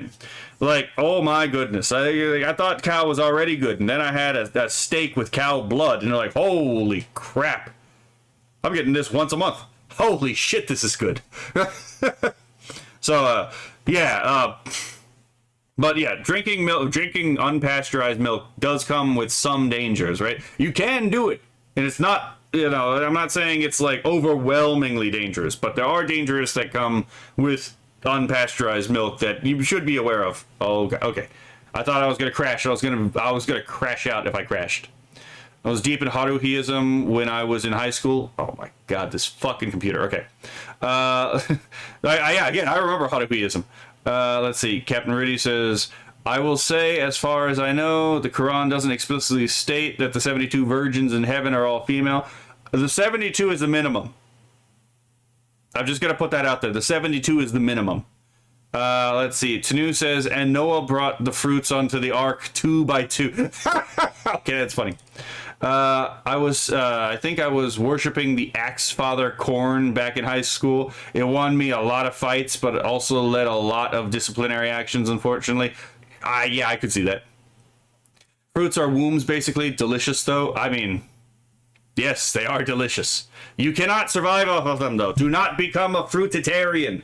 I remember the case where those dumbasses tried to go full-on fruitarian and they starved to death despite eating copious amounts of food. And it's like, of course you did. You can't live off of fruit alone. Oh my god, sorry. A bit of a crash out. Fun fact, strawberries aren't berries, but bananas are. This is true. This is actually cursed knowledge. Green apples, red apples, right? Granny Smith is delicious. Ooh, they are. Figure milk would be Nasky's department. I see what you did there, right? Why do we call almond milk almond milk? Because no one wants to buy nut juice. That's a good point, actually. Bull milk is too salty. Okay, Rocky Mountain oysters are about where I stop with that particular fixation on, cow products, right? I said cow products, not bull products, right? Healthy cows produce healthy milk. I mean, no, yes.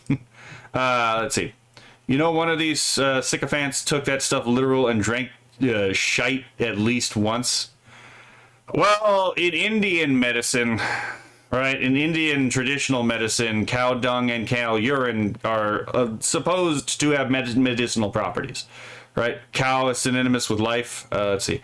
I want to know who was the first person who was looked at a female cow and was like, I'm going to suck on that titty. Right? That's why you that's why you go beeritarian, right?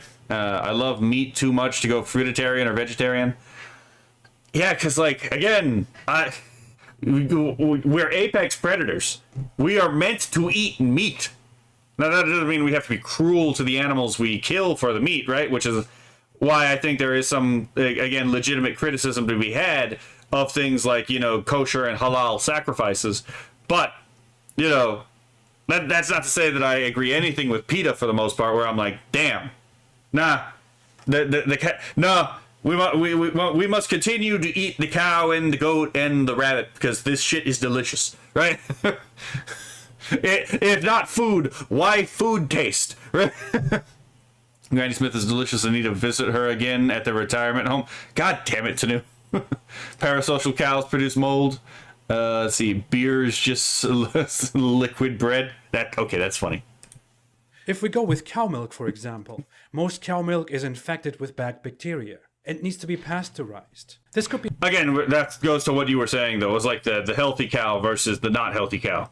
Better under better circumstances for the cow and a better environment. But even under natural circumstances, it is hard to get clean milk. So it pretty much depends on human effort and the cow to actually achieve pure milk. Allah is not telling us the whole truth here. Besides, 75% of humans are lactose intolerant, and that has been around for over 10,000 years. Okay, so this is kind of funny because I'm colorblind, but I can still at least see shades, right? Look at how much of the Islamic world is in the 70 to 80% range of lactose intolerance. That's fucking wild. Your people can't even fucking drink this for the most part. And the Holy Book says, yes, fucking... it is, let's go back to the exact words, palatable to the drinkers. What the fuck? I didn't even think about this. Actually, this is a good fucking point, actually. Holy crap. Let's see. Parasocial cows produce drama if Frogan is any indicator. Oof, that's a good point. Let's see. Never had rabbit, but then again, I'm not a cannibal. Fair. Once saw TikTok some rainbow flag Gen Z dude who said he's vegan and he drinks strawberry milk because the milk comes from strawberries and not cows. That man is a true retard. This is why universal suffrage doesn't work. That is due to not partaking in milk. Let's see. To an extent, you are correct. There are some people who, even if they continue drinking milk, will still become lactose intolerant. But to your point, there is a large percentage of the world that if they stop drinking milk, they will become lactose intolerant. And there are certain people who can stop drinking milk for literally years, and they don't have any lactose intolerance problems. I'm an example of that one, right? Like, there was a point where I went for, probably a year without drinking any milk, and then started re-drinking milk, and I had no problem, right? I had no problem adjusting. So, let's see. I knew somebody who worked at a clerk for PETA. He was responsible for organizing the PETA files. Okay, that one took me a moment. Why is lactose intolerance so prevalent in the global south? That is actually a good question, especially considering a number of the people in the the global south, right? Actually do have cows, and they do basically get everything from cows, right? Milk, the food. So that's actually a really good question. If the guy doesn't believe in healthy cows, he might be a non-believer.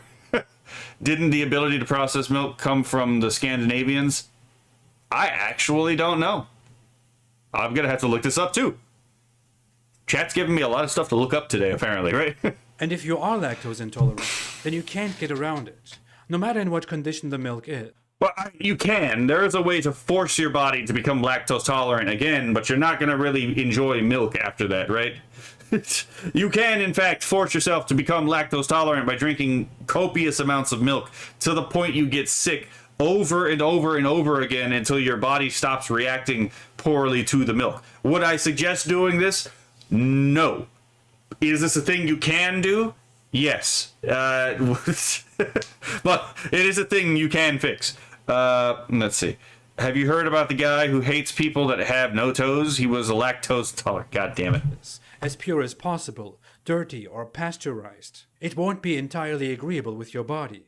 Some Muslims... I can drink milk fine after years of little to no milk. Yeah, again, there's some of us that don't really have that problem, but a large portion of the world actually does have the problem. If they stop drinking milk, they will become lactose intolerant. And there are some people who will just become lactose intolerant even if they continually consume milk, from childhood to adulthood.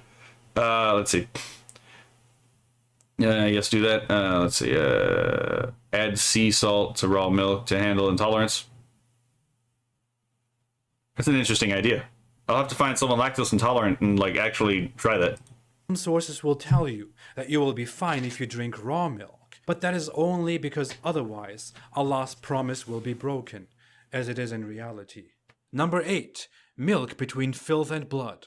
The Quran also says that Allah gives you milk to drink from between filth and blood. Delicious. I mean, to be fair, we already covered this part. Fascinating. Magical. This probably sounded fascinating to early Muslims. In reality, grass is very naturally processed and turned into milk, far away from any filth. The animal simply processes useful elements of its food and turns it into milk, so the animal can feed its offspring, just the way it also dissects other parts of the food and feeds its own body, just the way it turns some of it into poop, which the Quran doesn't proudly declare as a sign of Allah. Number 7. I didn't even think about that. I didn't even think about that, but that's actually a decent point. I like cereal and ice cream too much. I would lose myself if I couldn't drink milk. I mean, milk is magic, let's be fair. I fucking love milk. Oh my god. Blueberry milk is actually really good. Let's see. Is like an allergy or flu shot idea with getting over lactose intolerance?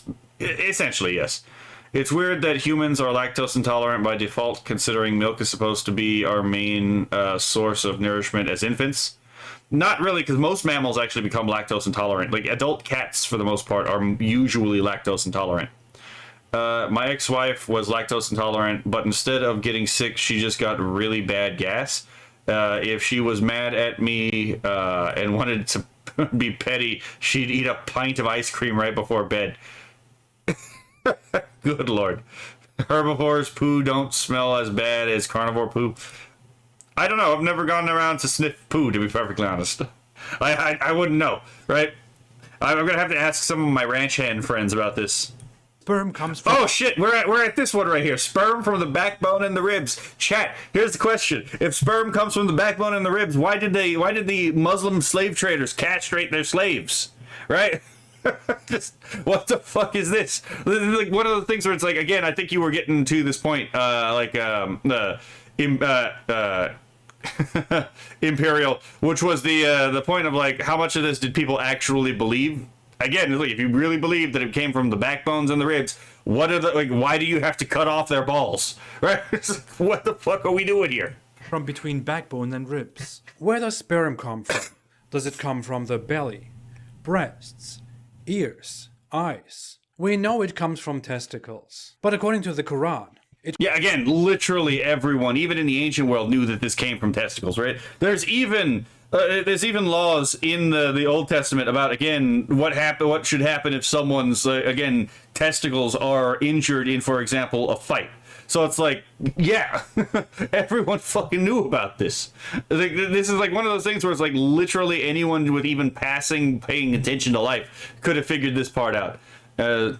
Shit smells like shit, and other news, fish live in water more. Oh, God. Let's see. Yeah, so it's like, this is 86, 6 through 7. Again, really easy thing to look up. 86, 6 through 7. And here we go. He is created from a water gushing forth, proceeding from the backbones and the ribs. So you can guess what the water gushing forth is, right? So again, I don't know why he cited 6 instead of 5 first. So I'll reread this from the beginning, right? So. There is no human being but has a protector over him or her, i.e. angels in charge of each human being, guarding him, writing his good and bad deeds. So let man see from what he is created. He is created from a water gushing forth, bit graphic, proceeding from the backbones and the ribs. Okay. Why? So then why did you cut off the balls of your slaves? This should be pretty fucking easy to explain, right? As farming has been my family for years, cow poo smells horrible, but cat poo is way worse. Okay, I'll take your word for it. We have someone with experience with both of them, right? Let's see. They castrated the slaves for the same reason they cover their own men. They can't help themselves otherwise. Yeah. Wait, so I can knock someone up with my back. Right? Put your back into it. Has a new meaning to it, right? Which rib? The spare? Let's see. Hello, Captain Terror. Hard for them to know that DNA is stored in the balls when they lose theirs from all the cousin marriages. Holy fuck. Wait. God damn it. 6, 7. I can't tell if that is metal or body horror at this point, right? I'm sure Ember is familiar with that gushing of... Damn. Right? Let's see. We used to have more ribs, it seems. That's actually a myth. Let's see. Guardian Angels, yeah. This guy didn't even accurately describe how cows get nutrients from grass, bacteria fermentation in the rumen. This is bugging me so hard.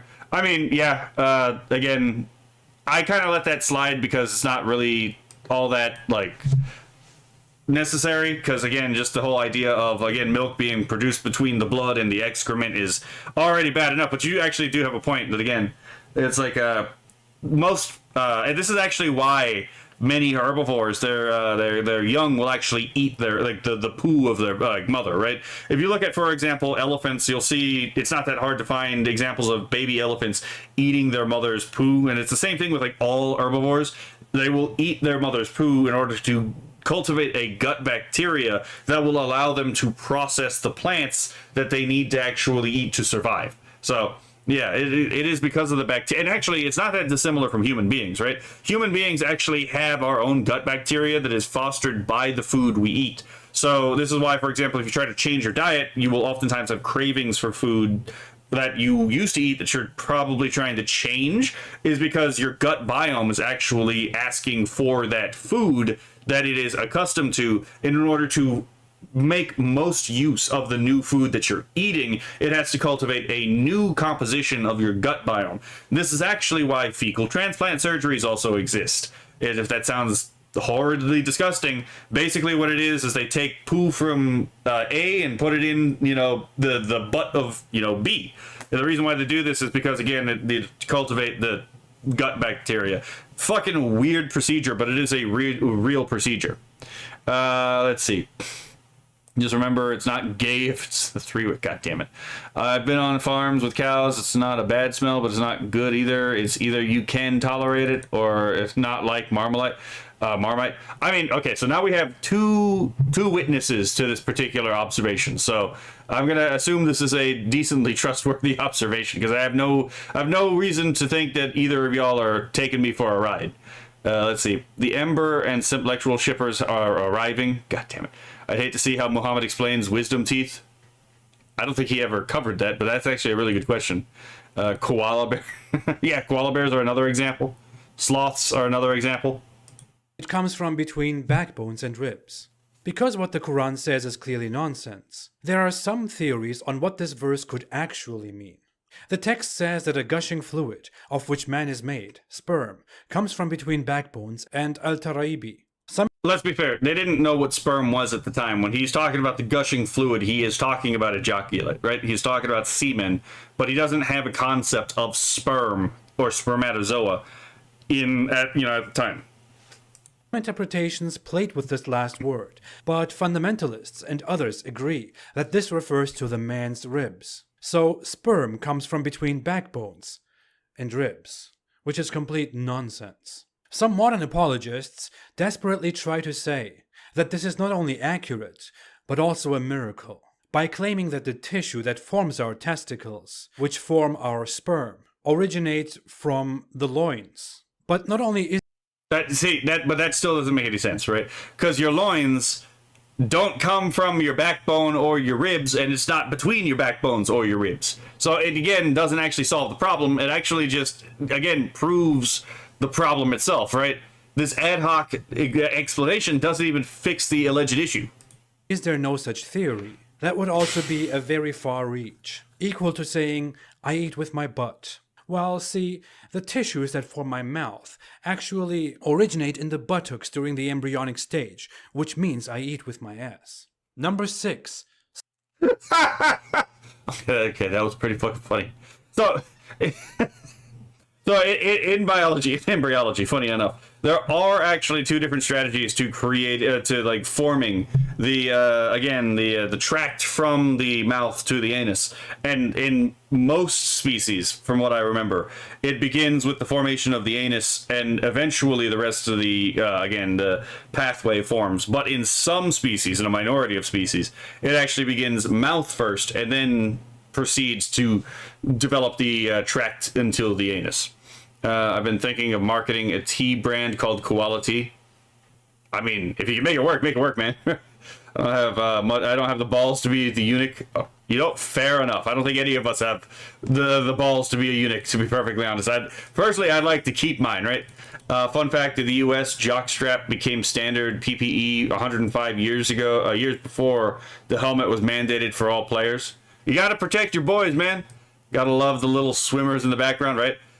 We get a lot of our immunities in childbirth passing through the. Well, also, again, you have a direct blood, connection to your mother, and you also do get a lot of your immunities from the breast milk of your mother too. So, let's see. Correction: your joints don't come from your backbone or your ribs, right? Aren't we just giant walking feathers?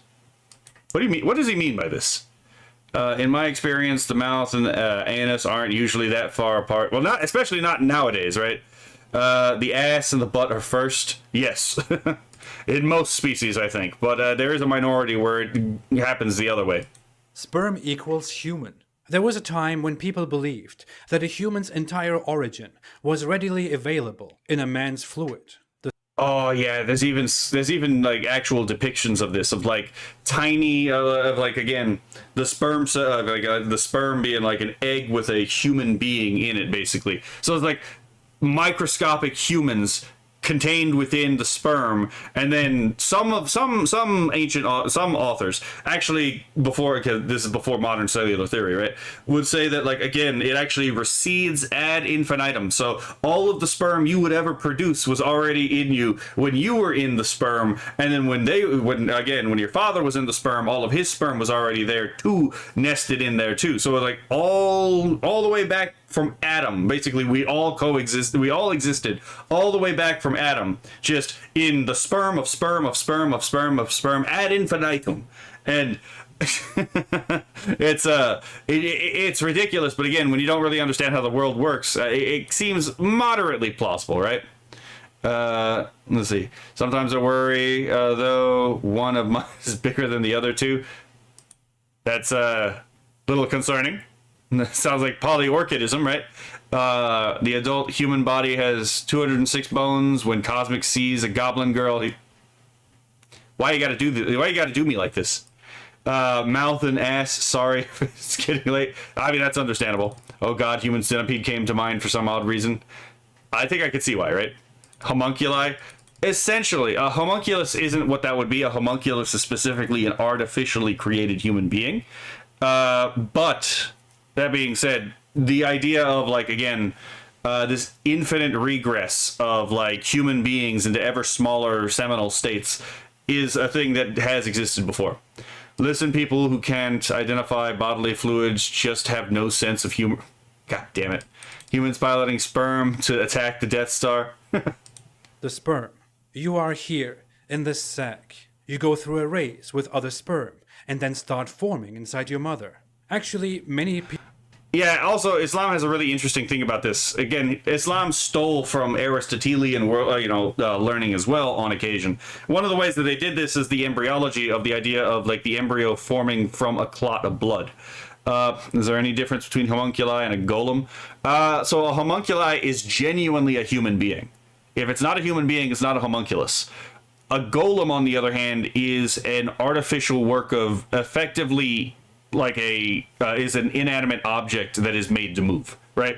So think about like a statue that is made to move, or technically, from a classical perspective, modern androids would constitute a very sophisticated form of golem. People still believe that. And the Quran tells us the same story. But this is wrong. If that was true, we could probably raise a sperm without a mother. In reality... Hold on. So let's go back, because we got a lot of this, because again, this is really, okay, look at how many citations there are for this one right here, right? Let's go to 23:13. So 23,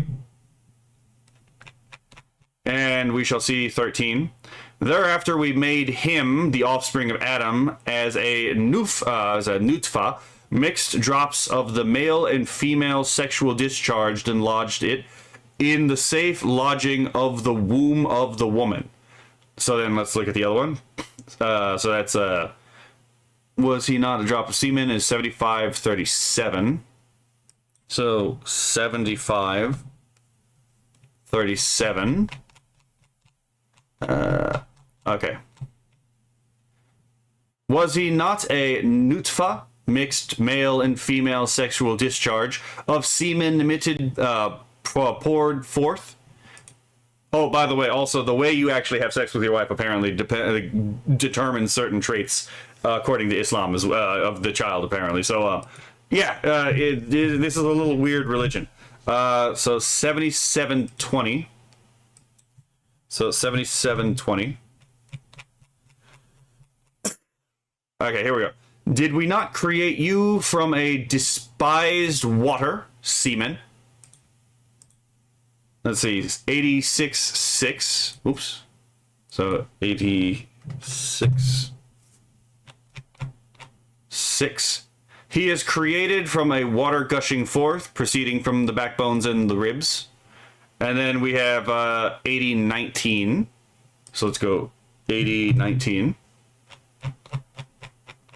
And we have from nutfa, male and female semen drops. By the way, notice how this says female semen drops.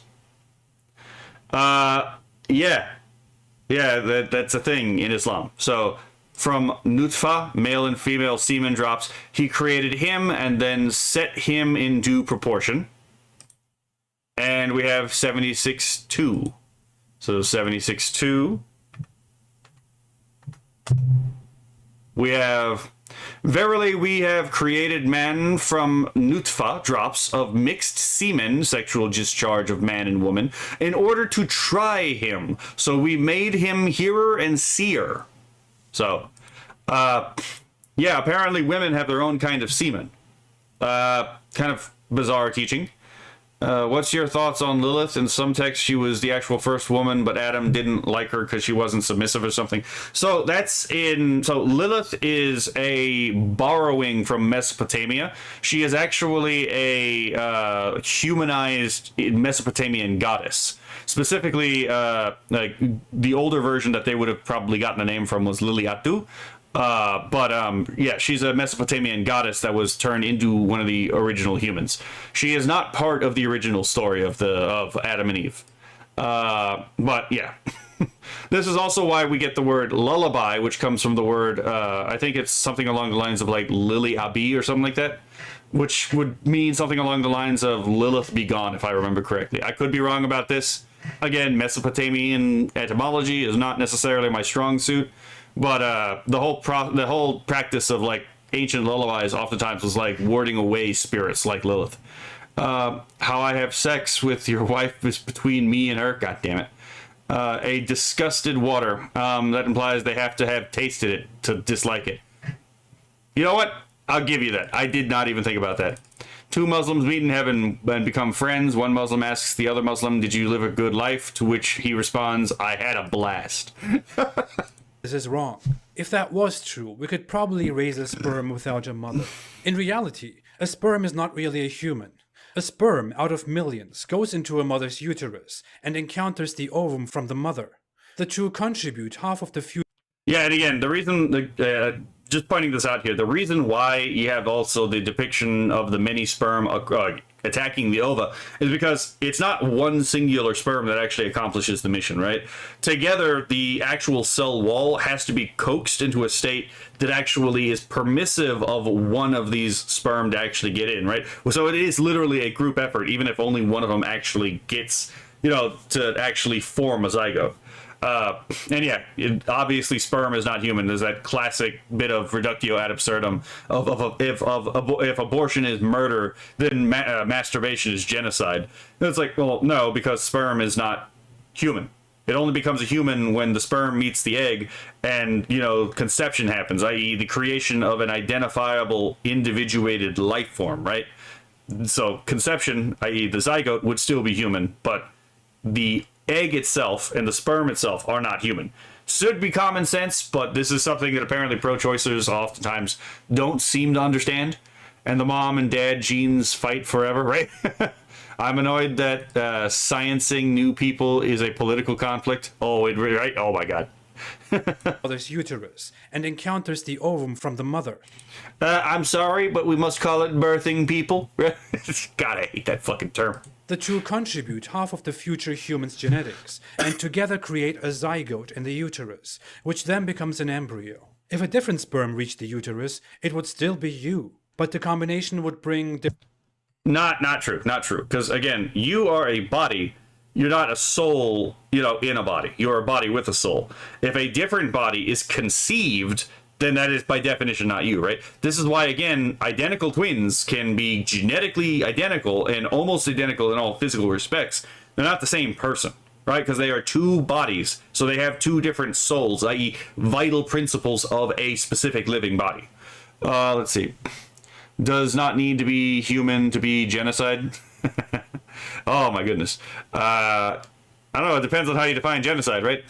Different genetics forth, and your sex could be different. The Quran falsely states that yeah, it's not logically possible to ask the question of, for example, what if Abraham Lincoln was a woman?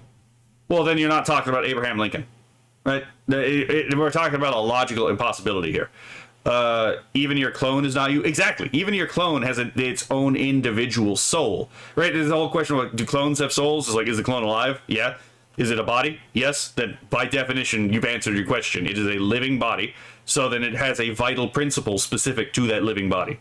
So I've had this argument about like clones for like, many times, and it does get frustrating.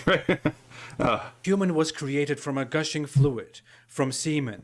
It even says that human was that fluid, a contemptible water. And again, this is why I decided to use the use of the Halali Khan translation, because I knew he was going to use a different translation. And plus, Halali Khan has these little brackets and parentheses that give explanations for the things that might cause a stumbling block. And even then, you can see nominalism is false and gay. I agree, right? Don't bring that nominalist BS in here. Number 5. Gender after clot. In a more obvious mistake. Yep, this is where I was talking about earlier about the Aristotelian embryology, right? The Quran even tries to tell us that whether we are male or female is determined long after we become a clot. In a hadith. So again, obviously nowadays we know that it's basically determined from the start because the sex chromosome is carried by the sperm, right? So the sperm that actually gets the, actually does the deed of merging with the ovum is the one that decides whether or not it's male or female. There are specific mutations that can happen that can fuck this project up, right? For example, if you have a mistranscription on the SRY of an SRY gene, then you can actually get something totally different. For example, let's talk about XX males, right? So a male that has chromosomally 2 X chromosomes. This is very rare, but it does happen, and it's actually pretty easy to explain. This happens, no, it's the other way around. An XY female. Let's talk about an XY female. That's the thing I'm thinking about. So the way this happens is the actual part that turns you into a male is a single gene on the Y chromosome called the SRY gene, right? So if that gene is omitted in the sperm, it doesn't matter if it's carrying a Y chromosome, it does not have the actual encoding mechanism to turn the subject into a male, so it will produce a, on the outside, female, even though chromosomally it's an XY, right? And then you have, for example, Klinefelter syndrome, which is the exact opposite, where you have an XX male. An XX male is produced when, again, the SRY gene is mistakenly encoded onto an X chromosome in the sperm. These are very rare conditions, but they do happen, right? So outside of specific genetic disorders that can fuck up this process, your sex is essentially predetermined from the moment of conception. And even then, it's like these are things that happened in the sperm that actually merges with the ovum. So again, even these errors are predetermined before conception, at the moment of conception. So, sorry, I have a very personal hatred of nominalism. Understandable, to be perfectly honest. Halalikon. Oh my god, that's funny. I'm going to use that from now on. That's actually really funny. Isekai is magic, right? But what about Isekai reincarnation? Let's see. How many babies does it take to paint a bathroom wall? Depends on how hard you throw. Oof. Let's see. You're still male or female. Exactly. I'm not saying that these are not male or female. I'm saying that these are like broken, like maleness and femaleness, right? Like this is something that has gone wrong, but the template in nature is still, bimodal, right? It is still these two different options, even if there are ways that these, expressions can be broken genetically or hormonally or cognitively, right? They're still either male or female. But anyway, so we're looking at 75-37. So let's go 75-37.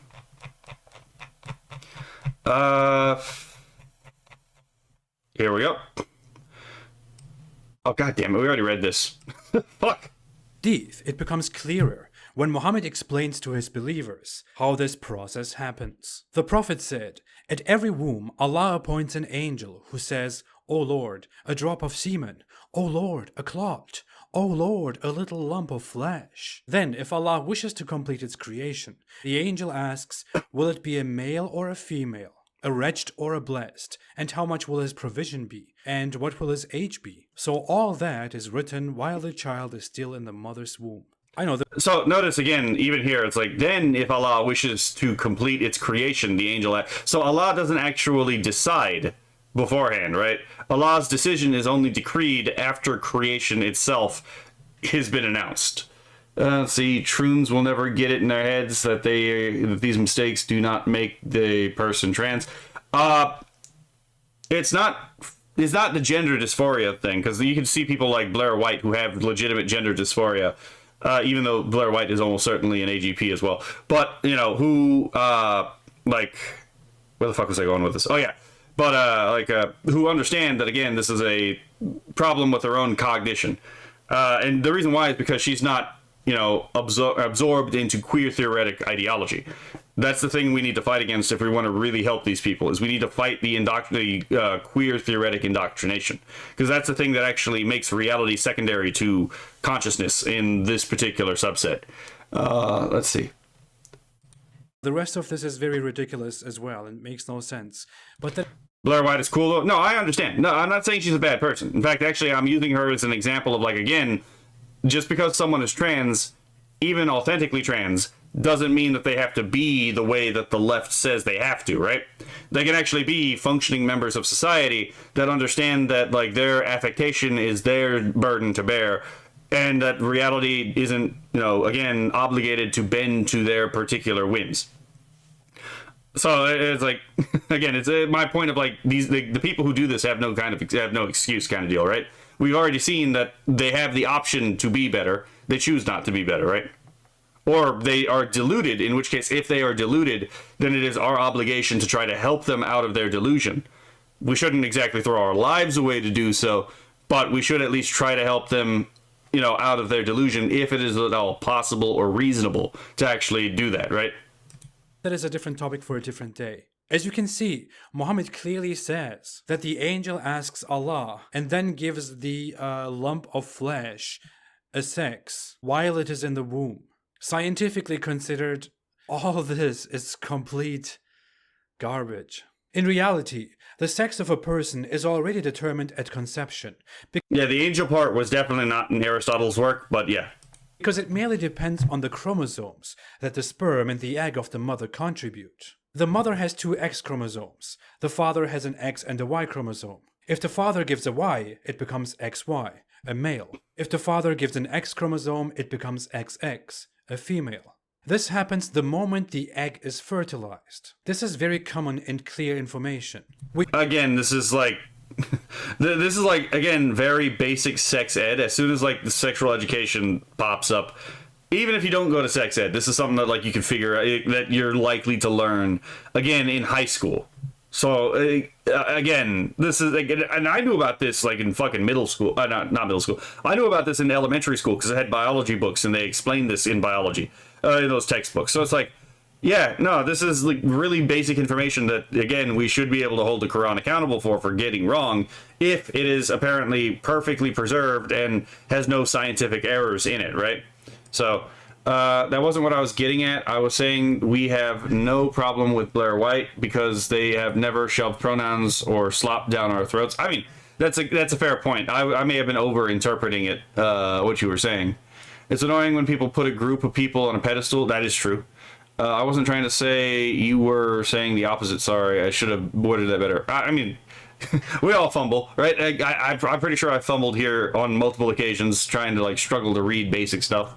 Zoomers have the 6 to 7 chromosomes. Oof. We're Down syndrome maxing here, right? We only see the sexual features a few weeks after, and the author of the Quran thought that it magically happens through Allah and an angel.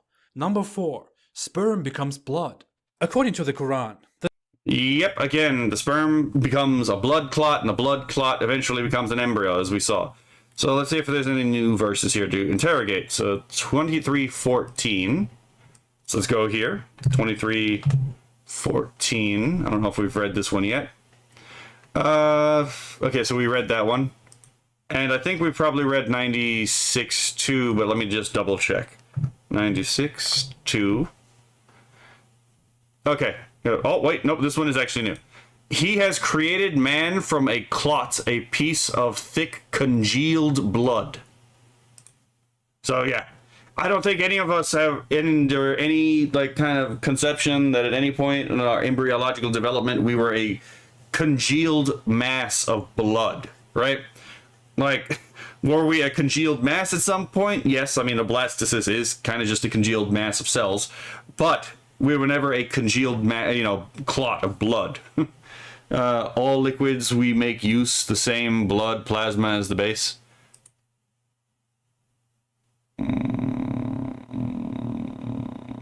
I'll have to reconsult my biology books. The sperm, we, become a clot of congealed blood. This never happens. The egg inside the mother that is fertilized with sperm forms a zygote, a cell that grows within the uterus and becomes an embryo. Yes, it cleaves and then it becomes a blastocyst, and there's a number of stages in between, but yes. This is not a clot of blood. What some people think... I can understand why they call the embryo a blood clot. That's what a miscarriage at the early stage looks like. I mean, that's true. And again, like, it's understandable why people would think this at the time, right? Because the only way you would read in, like, I guess, like, people like Da Vinci knew about this stuff, because, like, you get a cadaver and then you can, like, cut open the cadaver and you can see how everything is actually put together, which is how a lot of earlier, studies of the internal human working actually, were developed. But again, I digress, kind of. There's only so much you can do without the modern technologies, so it's still pretty impressive that they could even conceive of some of the stuff that they did.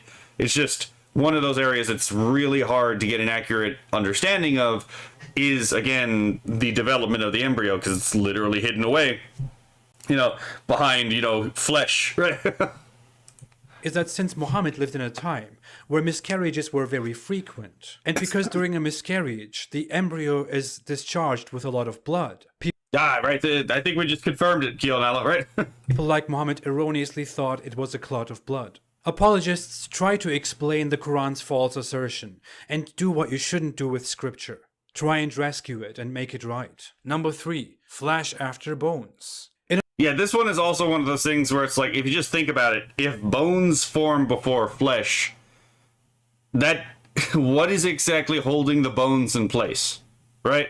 What is exactly where? This is just like one of those things where it's like it's kind of obvious when you think about it, but flesh and bone have to basically start developing toward more or less at the same time, because there are other components other than flesh and bone in the human body, right? You can still learn from cadavers. It's cool. No, I agree. I agree. That's basically how, again, early thinkers did learn about things like human development, as little as they did know. But again, there's only so much you can learn from this kind of stuff. In another failure on biology and embryology, the Quran explains that Allah creates of sperm a clot, then a lump, then of that lump bones, then those bones are covered with flesh. So then let's go to 23:14, because I think he omitted this part from earlier.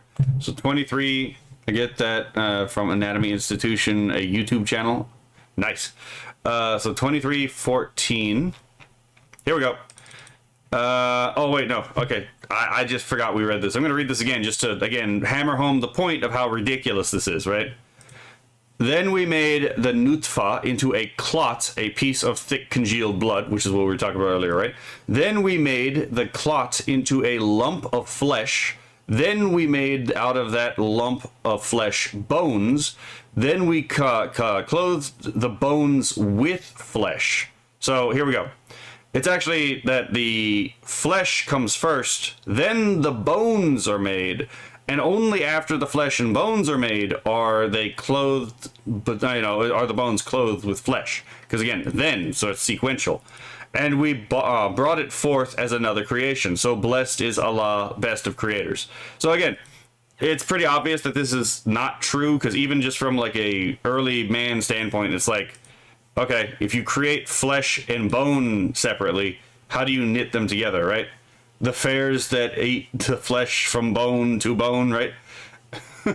So, yeah, fucking weird shit sometimes. This is plain wrong. Flesh or muscles don't form after bones. Flesh and the tissue for bones form simultaneously. And they kind of have to in order for it to be like a coherently organized organism, right? I think this is kind of obvious to point out. And the bones are only finished after the flesh. The belief that flesh formed and wrapped itself around bones was widely held in Muhammad's time, because that's what you think, considering that bones hold us together, and flesh is around them. Some apologists try to correct this by saying, it says, and we covered it with flesh, not then we covered it. But that would not only make no big difference. If you read the verse, it also clearly tells the whole process, in sequences, where flesh then comes wrongly after bones. Number 2. 8 types of life. So this might be a difference in translation here, right? Because it says lump of flesh in the Halali Khan translation. Although, to be fair, I picked this one because it is a translation weighted in favor of trying to make the Quran look good, right? So this might actually be one of the areas where we found where Halali Khan might be sneaking in a little bit of extraneous material in order to make it actually, again, stronger. Because, again, if that's the case, then lump, so it might not actually be a lump of flesh, it might just be a lump, then bone, and then flesh clothes the bone. So, I don't know, I don't speak Arabic, but that'll be something interesting for me to actually check up. Our spinal cord equals the spine of the feather, as humans are giants, feathers theory. Is this like a creepypasta thing? Oh, okay. This is a creepypasta. Okay. It's like, what in God's name are you on about? Like, oh, okay, that's what you're talking about. Livestock. In 2 occasions, the Quran claims Allah created 8 types of livestock for humans. Okay, again, anyone here watching who has actually grown up either as a ranch hand or has ever known a ranch hand knows that this is obviously fucking incorrect, right? Good thing we are much heavier than feather, right? Oh my goodness! But yeah, it's like there are definitely more than 8 kinds of grazing livestock. It's just not fucking true, right? And also, there were livestock that were not present for him of the grazing variety that were present to other peoples. Take, for example, the llama, right? The llama and the alpaca, right? Like, these are grazing animals that were used as livestock, but were not actually, known to the Arabs, so they wouldn't be among the counting. It goes on and counts those as sheep, goats, camels, and oxen or cows. It counts these 4 types as 8, including male and female. Hold on. So let's go back and let's look at these verses in detail. So let us go to 13:9.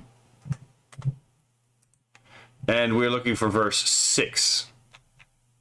So here we go. He created you all from a single person, Adam, then made from him his wife, Hawa, Eve. And he has sent down for you of cattle 8 pairs, of the sheep 2 male and female, of the goats 2 male and female, of the oxen 2 male and female, and the camel 2 male and female. He creates you in the wombs of your mothers, creation after creation, in 3 veils of darkness. Such is Allah your Lord. His is the kingdom. La ilaha illa huwa. None has the right to be worshipped but He. How then are you turned away? Okay, let's see. Sorry. 6. Damn it. We're doing this again. Hold on. I'm going to close this out so I stop clicking on this. So 6, 143. So 6. And then I gotta do this thing again. Okay. Oh, come on. 143. Here we go. Oh, shit. I got it right on the dot. 8 pairs of the sheep. 2 male. 8. Oh, damn it. 8 pairs of the sheep. 2 male and female. And the goats 2, male and female, say, he has forbidden the 2 males or the 2 females or the young, which the wombs of the 2 females enclose. Inform me with knowledge if you are truthful. So, here we actually have a, again, hadith citation. So this is going to be fun. Let's read what it actually has here. So the citation is, for some reason, it's not actually telling me which fucking, hold on, let's go here. Oh my god. I hate how this thing is laid out sometimes. Okay. So the citation here from the hadith reads as follows. Narrated Abu Huraira, I heard Allah's messenger saying, whilst a shepherd was amongst his sheep, a wolf attacked them and took away one sheep. When the shepherd chased the wolf turned towards him and said, who will be their guard on the day of wild animals when nobody except I will be their shepherd? And while a man was driving a cow with a load on it, it turned towards him and spoke to him, saying, I have not been created for this purpose, but for plowing. The people said, glorified be Allah. The Prophet said, but I believe in it, and so does Abu Bakr and Umar. Let's see. This is from Sahih al-Bukhari, Volume 5, Hadith number 15.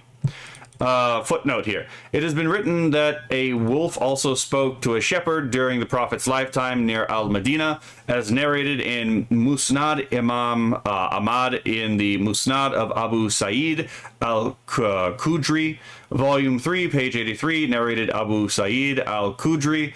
While the shepherd was in his herd of sheep, suddenly a wolf attacked a sheep and took it away. The shepherd chased the wolf and took back the sheep. The wolf sat on its tail and addressed the shepherd, saying, be afraid of Allah. You have taken the provision from me which Allah gave me. The shepherd said, what an amazing thing. A wolf sitting on its tail speaks to me in the language of a human being. The wolf said, shall I tell you something more amazing than this? There is Muhammad, the messenger of Allah, in Yathrib al-Madinah, informing the people about the news of the past. Then the shepherd, after hearing this, proceeded towards al-Madinah, driving his sheep till he entered al-Madinah, concerned his sheep in a place...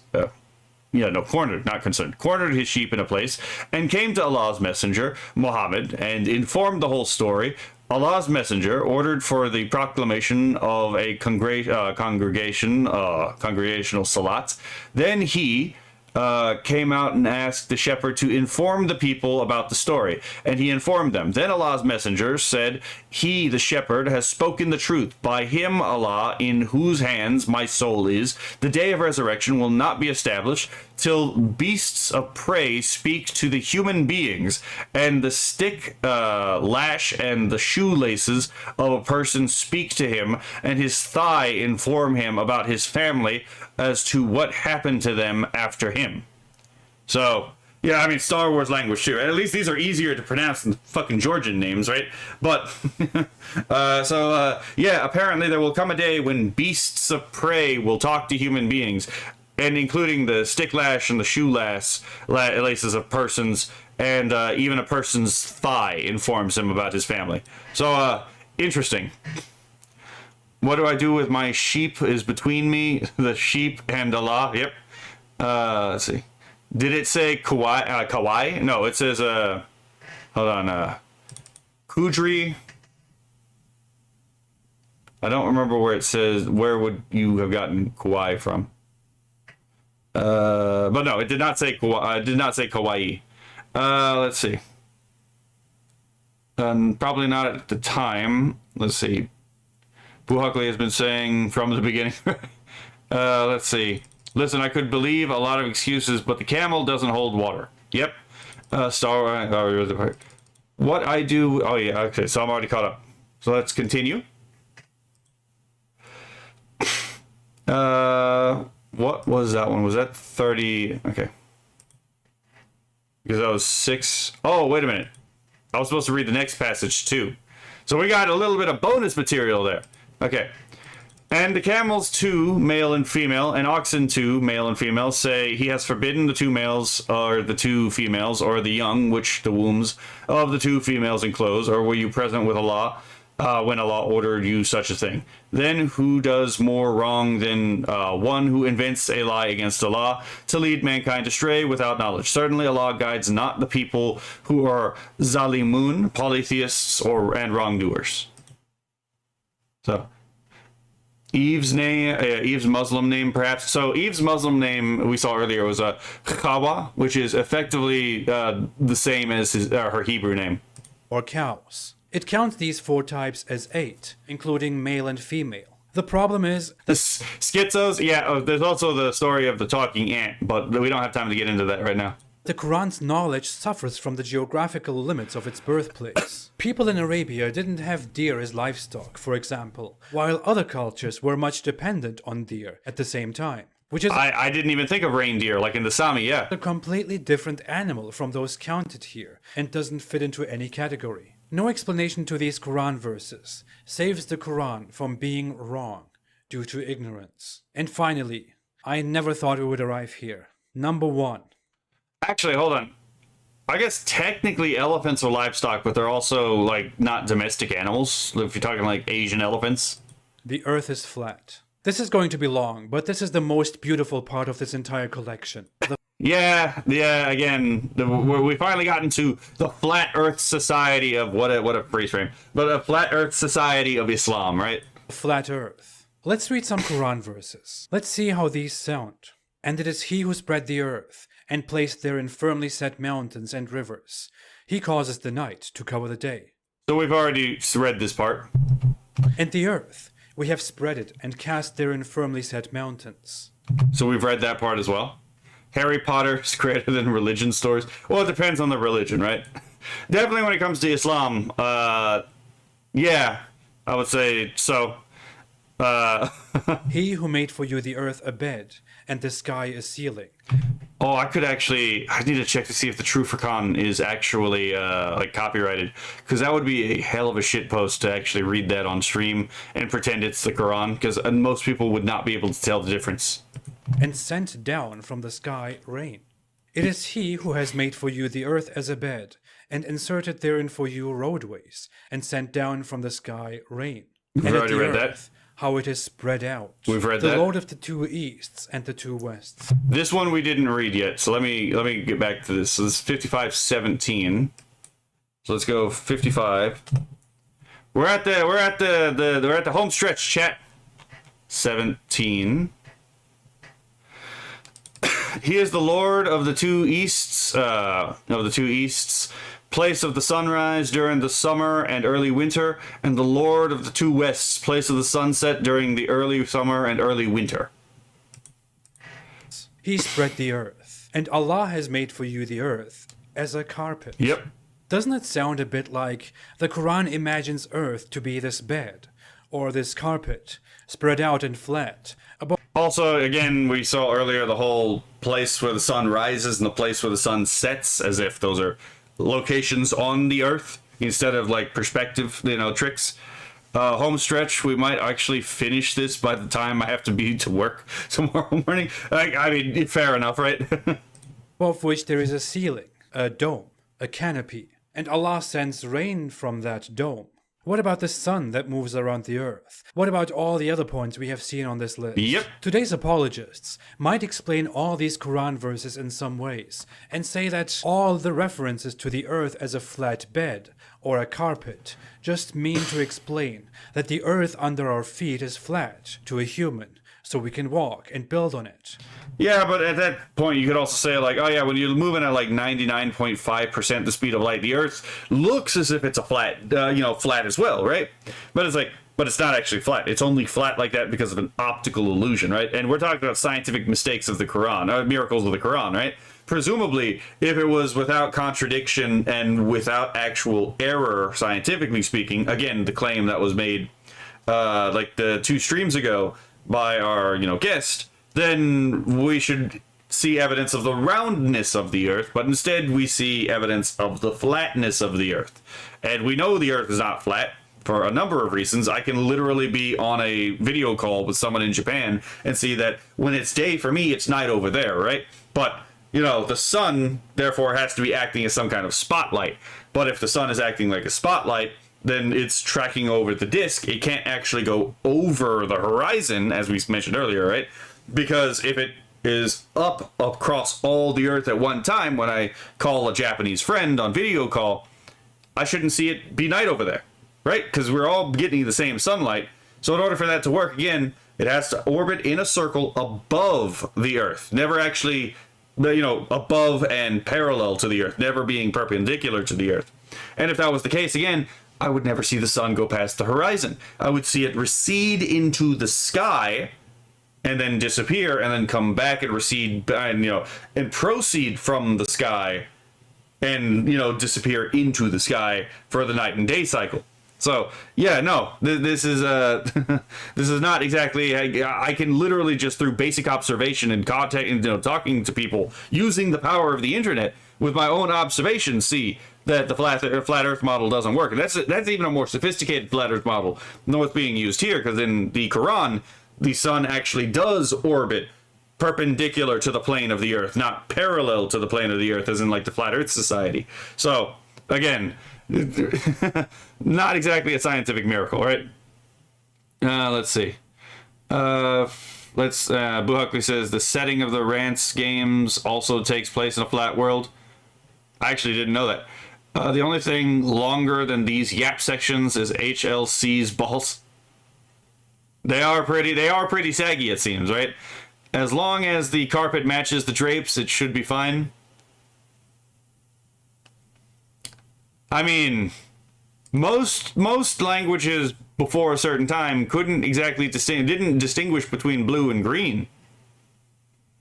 So I guess in some places the carpets do match the drapes, eh? Plot twist, Earth is really a halo ring. Oh my god, right? I remember some flat earther trying to claim gravity isn't real because he could jump. It's really, see, flat earthers are an example of Poe's law. It is very difficult, if not impossible, to distinguish who actually believes the claims and who is being a shitter, right? But that's easy to say. The Earth is flat. Oh, he just means flat for us to walk on. Like from our perspective, it looks flat to me. But early Muslims did believe that the Earth was flat. Yep. A famous commentary on the Quran. And you have to remember, and I'm gonna again press this hard again. Basically, the entirety of the world at this point that had contact with Greece. So we are talking again all the way to the Western Roman Empire in like Britannia and Hispania. We're talking North Africa, the conquered areas of Carthage. We are talking all the way into the Greek, former empire of Alexander, which reached into slightly India, right? So we're talking about like in the Persians, all of them knew the Earth was round because hundreds of years prior to this, the Greeks were able to use 2 or 3 different methods to prove the roundness of the Earth.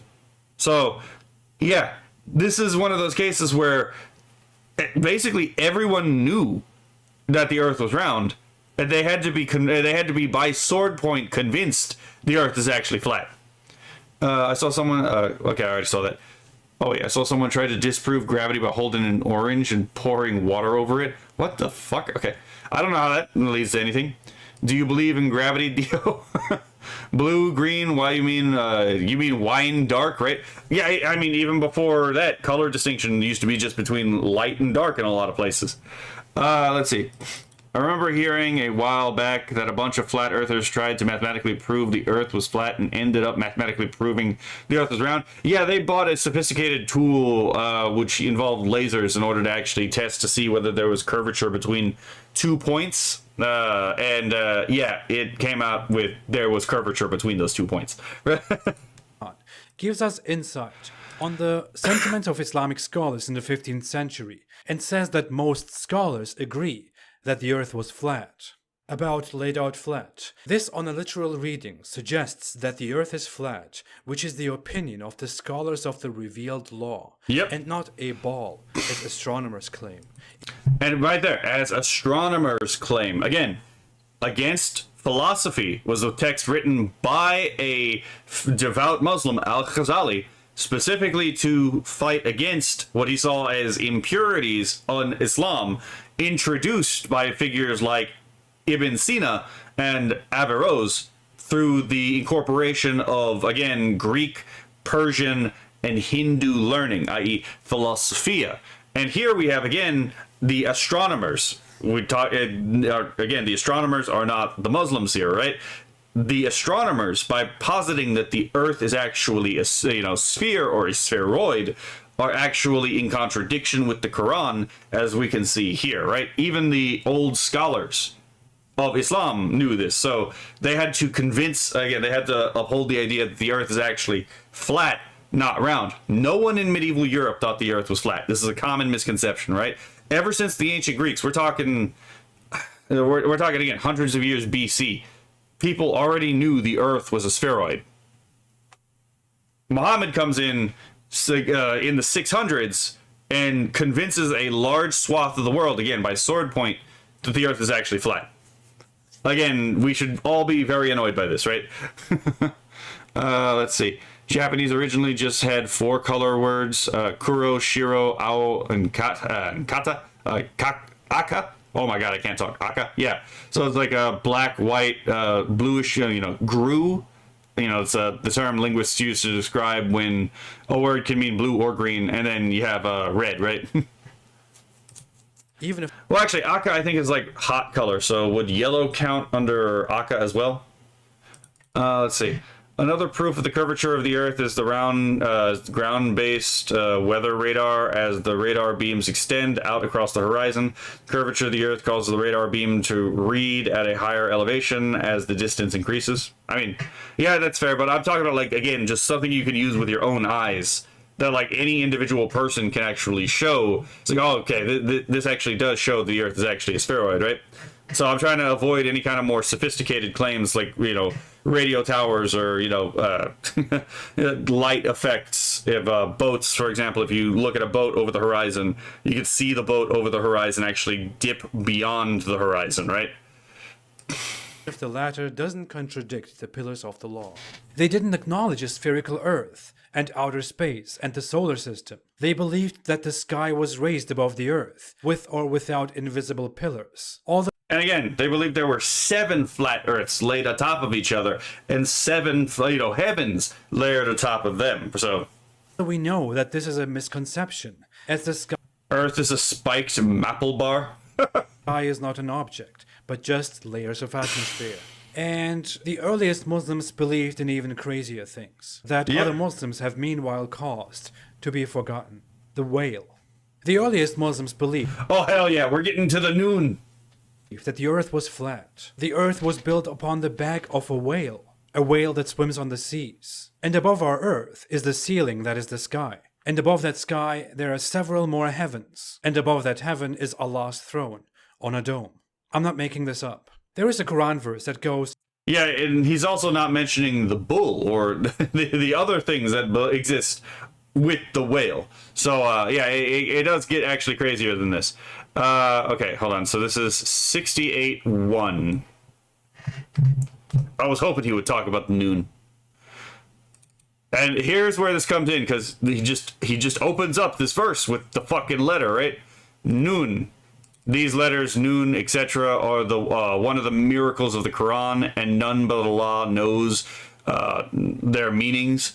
By the pen and by what they, the angels, write in the records of men. So again, the Quran is very clear that it's, perfectly clear and without disputation on what it means, right? But here we have in this textual insert, these letters, noon, because it literally just begins noon, the letter name, by the way, are one of the miracles of the Quran. And none but Allah alone knows their meaning. So the angels who penned this, right? By the pen and by what the angels write in the records of men, even the angels don't know what this means. But yeah, so perfectly clear, but only Allah knows the meaning of this particular word in this verse, right? Let's see. The earth is a disc carried by 4 elephants walking on the back of a giant turtle. Let's see. Yeah, I is that Stephen King? I think that's Stephen King, right? Or either that or Discworld. The boat dipping below the horizon is what led to the Greek philosophers theorizing that the earth was round. I mean, it's a very obvious observation that needs to be explained, right? The worldwide whale versus turtles all the way down. Yep. Why does the Quran mention the earth being on Frogan's back? She's swimming? Okay, that's funny. Ah, good lord. Noon, by the pen and what they inscribe. The pen apparently refers to a pen that Allah commands to write the history and future of everything. Allah uses a pen for that. But the Nun is nowadays claimed to be just a letter, and Allah knows the meaning. That's not what early Muslims thought. If we check the most famous So was Discworld? Okay, thank you for clarifying. Now that's a cursed earth. and reliable commentaries, the first being Ibn Kathir. He directly quotes one of Muhammad's trusted companions, Ibn Abbas, who was very close to Muhammad, whom Muhammad directly educated on religious matters, So essentially a trustworthy source, I would assume. and the interpretation of the Quran, and about whom Muhammad apparently prayed to Allah and asked Allah to give him knowledge on religious matters and on the interpretation of the Quran. In an authentic narration, Okay, so hold on, he didn't read this part. The Prophet embraced me and said, "O Allah, teach him the knowledge of the book, Quran." So the book is Al-Kitab, by the way. So if ever you see anything with the word Kitab in it, that's referring to some kind of book. Ibn Abbas is quoted as saying, "The first thing Allah created was the pen. He ordered it to write. It said, 'What shall I write?' He said, 'Write the fate.' So again, everything for some reason can talk in Islam, right?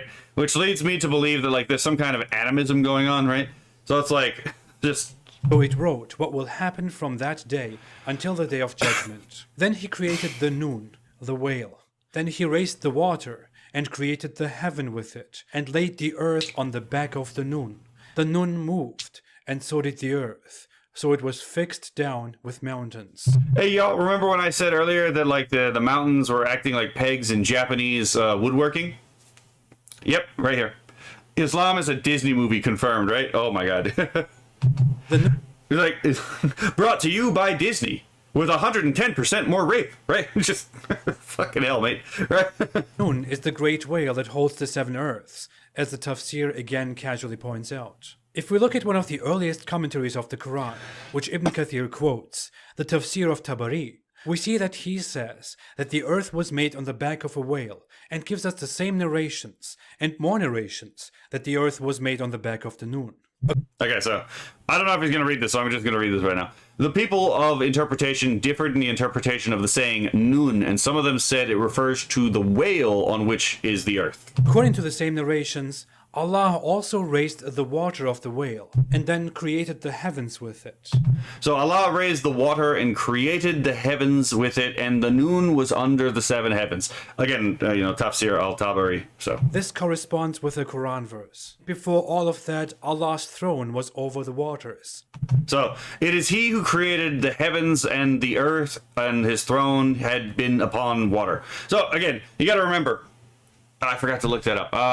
Fucking shit. I'll bring it up in just a bit. But you got to remember, again, in the Middle Ages, there was also a Muslim theologian who promoted cosmic pluralism. So there were many of these different universes, right? All side by side again with each other, like atoms in the air, right? And yeah, they were all created with their own throne of Allah, with their own seven heavens, with their own seven earths, with their own jinn, their own angels, their own humans, right? So yeah, again, this is some wacky shit coming to theaters this fall. God damn it. Maryam and the 72 Dwarves.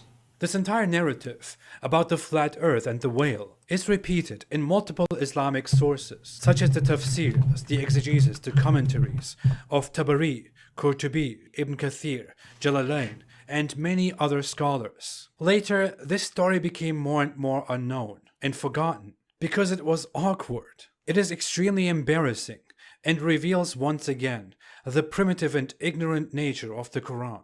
And only many centuries after Muhammad's time did scholars say that the earth might be round, later that it is likely round, then that it is almost certainly round, then that it is clearly round, and each time they claimed the Quran accurately described it. I mean, to be fair, they kind of have to, right? This is a very glaring problem. And not to use Wikipedia as my source, because I'm not using Wikipedia as my source. I'm just being a bit lazy right now. But yeah, the guy I was thinking about, I couldn't remember his fucking name, is Fakhr, real funny name, right? Is Fakhr al-Din al-Razi. And yeah, this is the often known by the Sobriet Sultan of the Theologians. Yeah, he is the guy who actually came up with the cosmic pluralism I was talking about earlier. So, yeah, I'm still looking for the actual Arabic name because, as we've established, I don't exactly speak Sand, people. So give me a moment and I'll figure it out. Gaylord, right here. Let's see.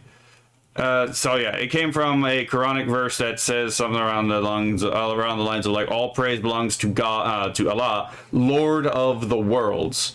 Let's see, which occurs in Surah Al-Fatiha, which we'll get around to when we start looking at the Quran, right? But as far as that goes, we might as well cover this part, right? Because there's the idea of multiple worlds. Now, obviously, if we're talking about in Islam, you could say that the multiple worlds are the 7 heavens, right? The 7 earths. But let's we're gonna go all the way back to chapter 1 for this particular point.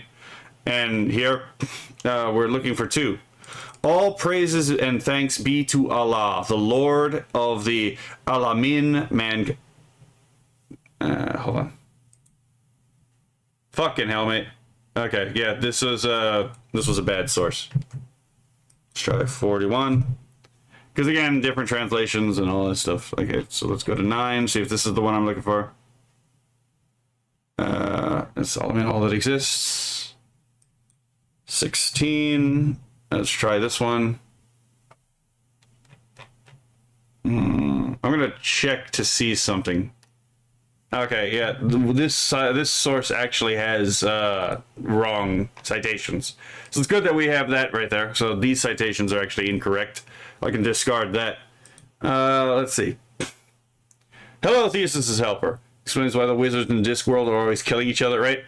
I'll never forget when Grok cited one of my own YouTube comments in his response to a question I asked. That is funny. Holy shit.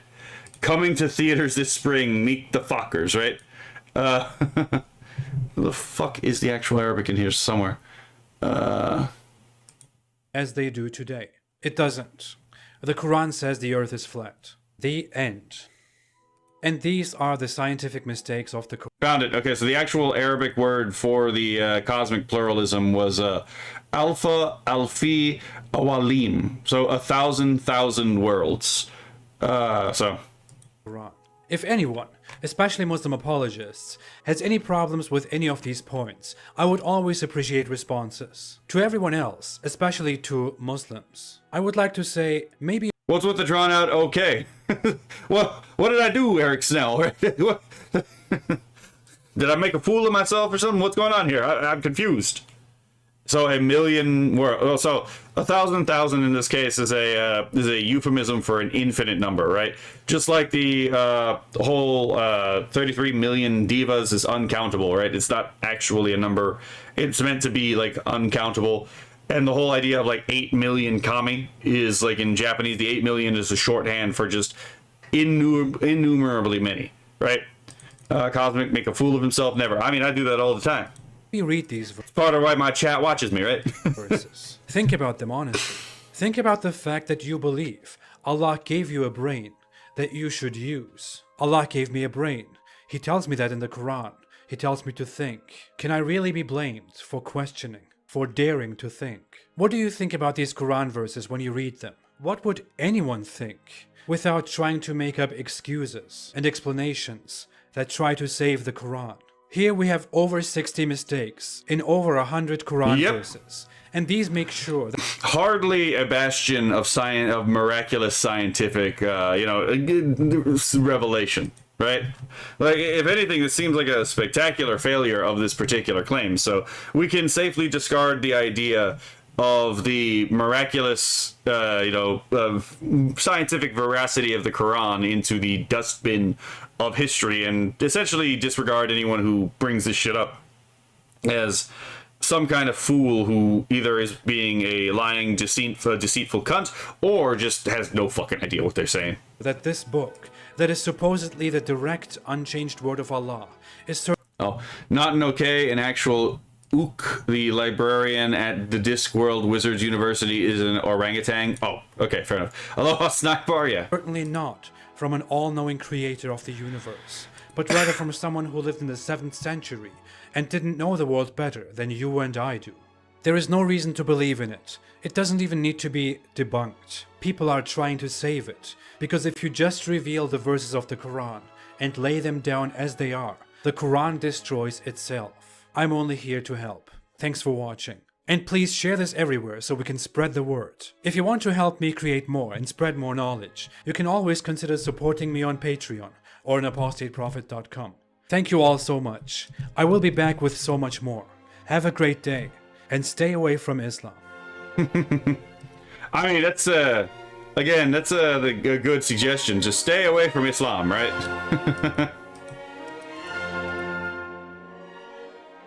So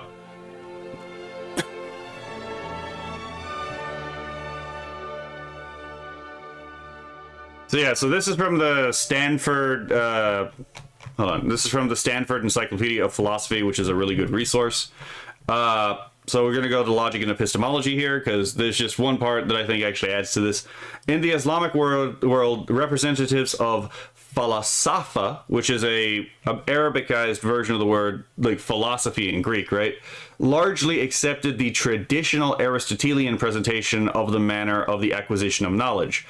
This is the peripatetic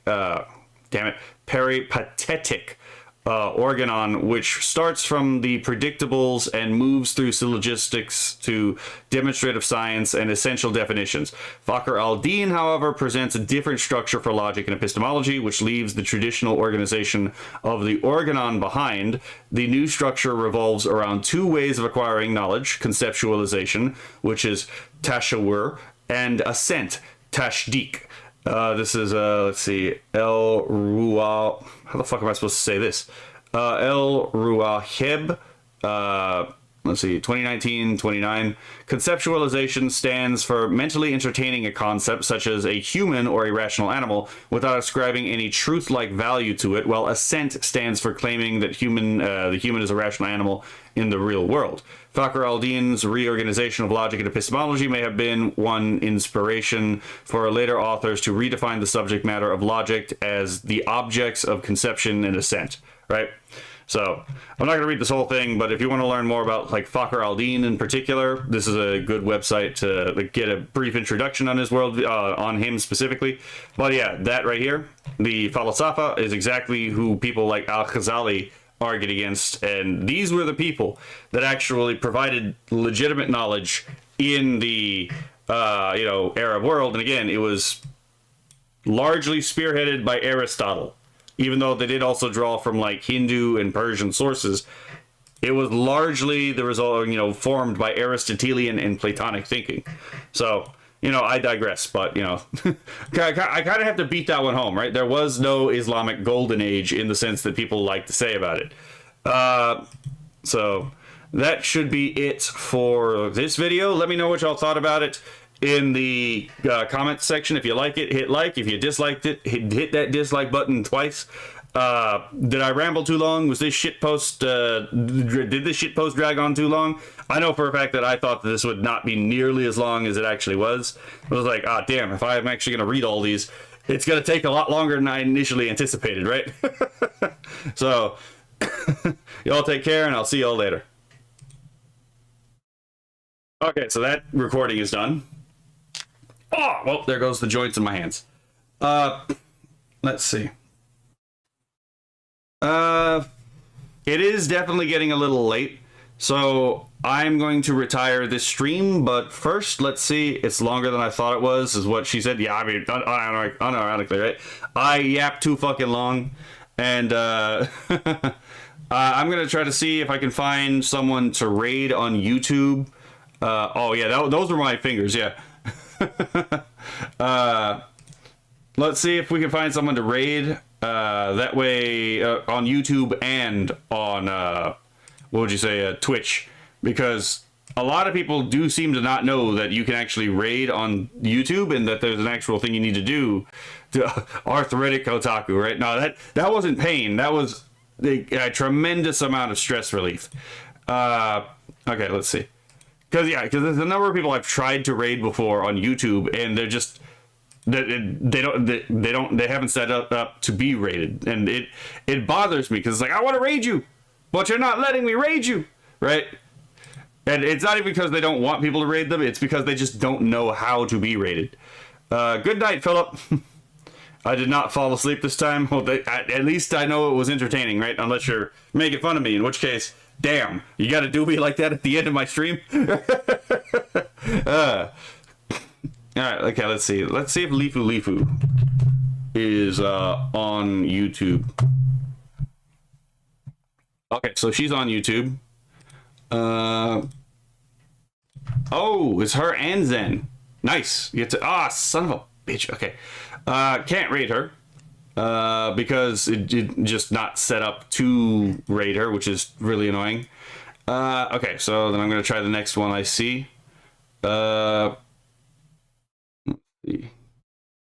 Is there anyone in our AI communities that we can actually show some show some care for? Kitsuragi. Okay, so let's try I'm gonna try Kitsuragi. If I can actually fucking click on this. Okay.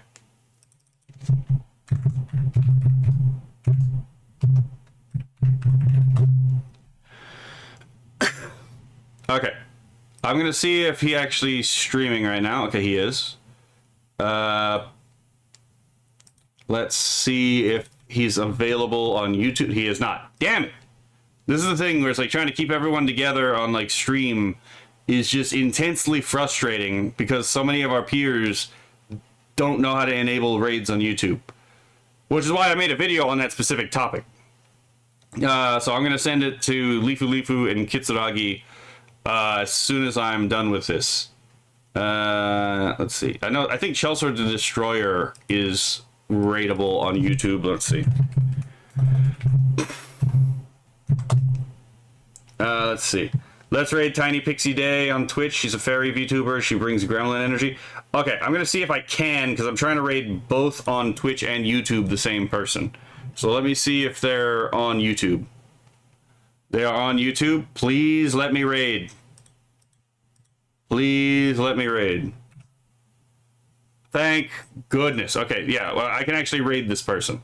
Thank you for the suggestion, because this part kills me every time. I'm like, I want to raid someone, and I don't want to waste chat's time, but it's like, so many people just don't have their raids enabled. Okay, so that right there, I've set up the YouTube raid. Let me make sure that it loads correctly. And let me see if I can find her on Twitch. Oh, son of a bitch. Hold on. Tiny Pixie Day. Okay, Tiny Pixie Day is there. I'm gonna see if I can raid. Okay, Twitch is allowing me to raid. Oh, I know who this is.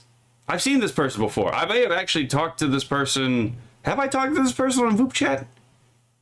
I don't know. It's been a while, and I've talked to a lot of people on Voop Chat, but I've seen this person somewhere before. All right, so I'm gonna send y'all there. Y'all have a lovely time, and I will see y'all next time. And yes, I know she's hilarious. I've seen her before. So y'all have a lovely day.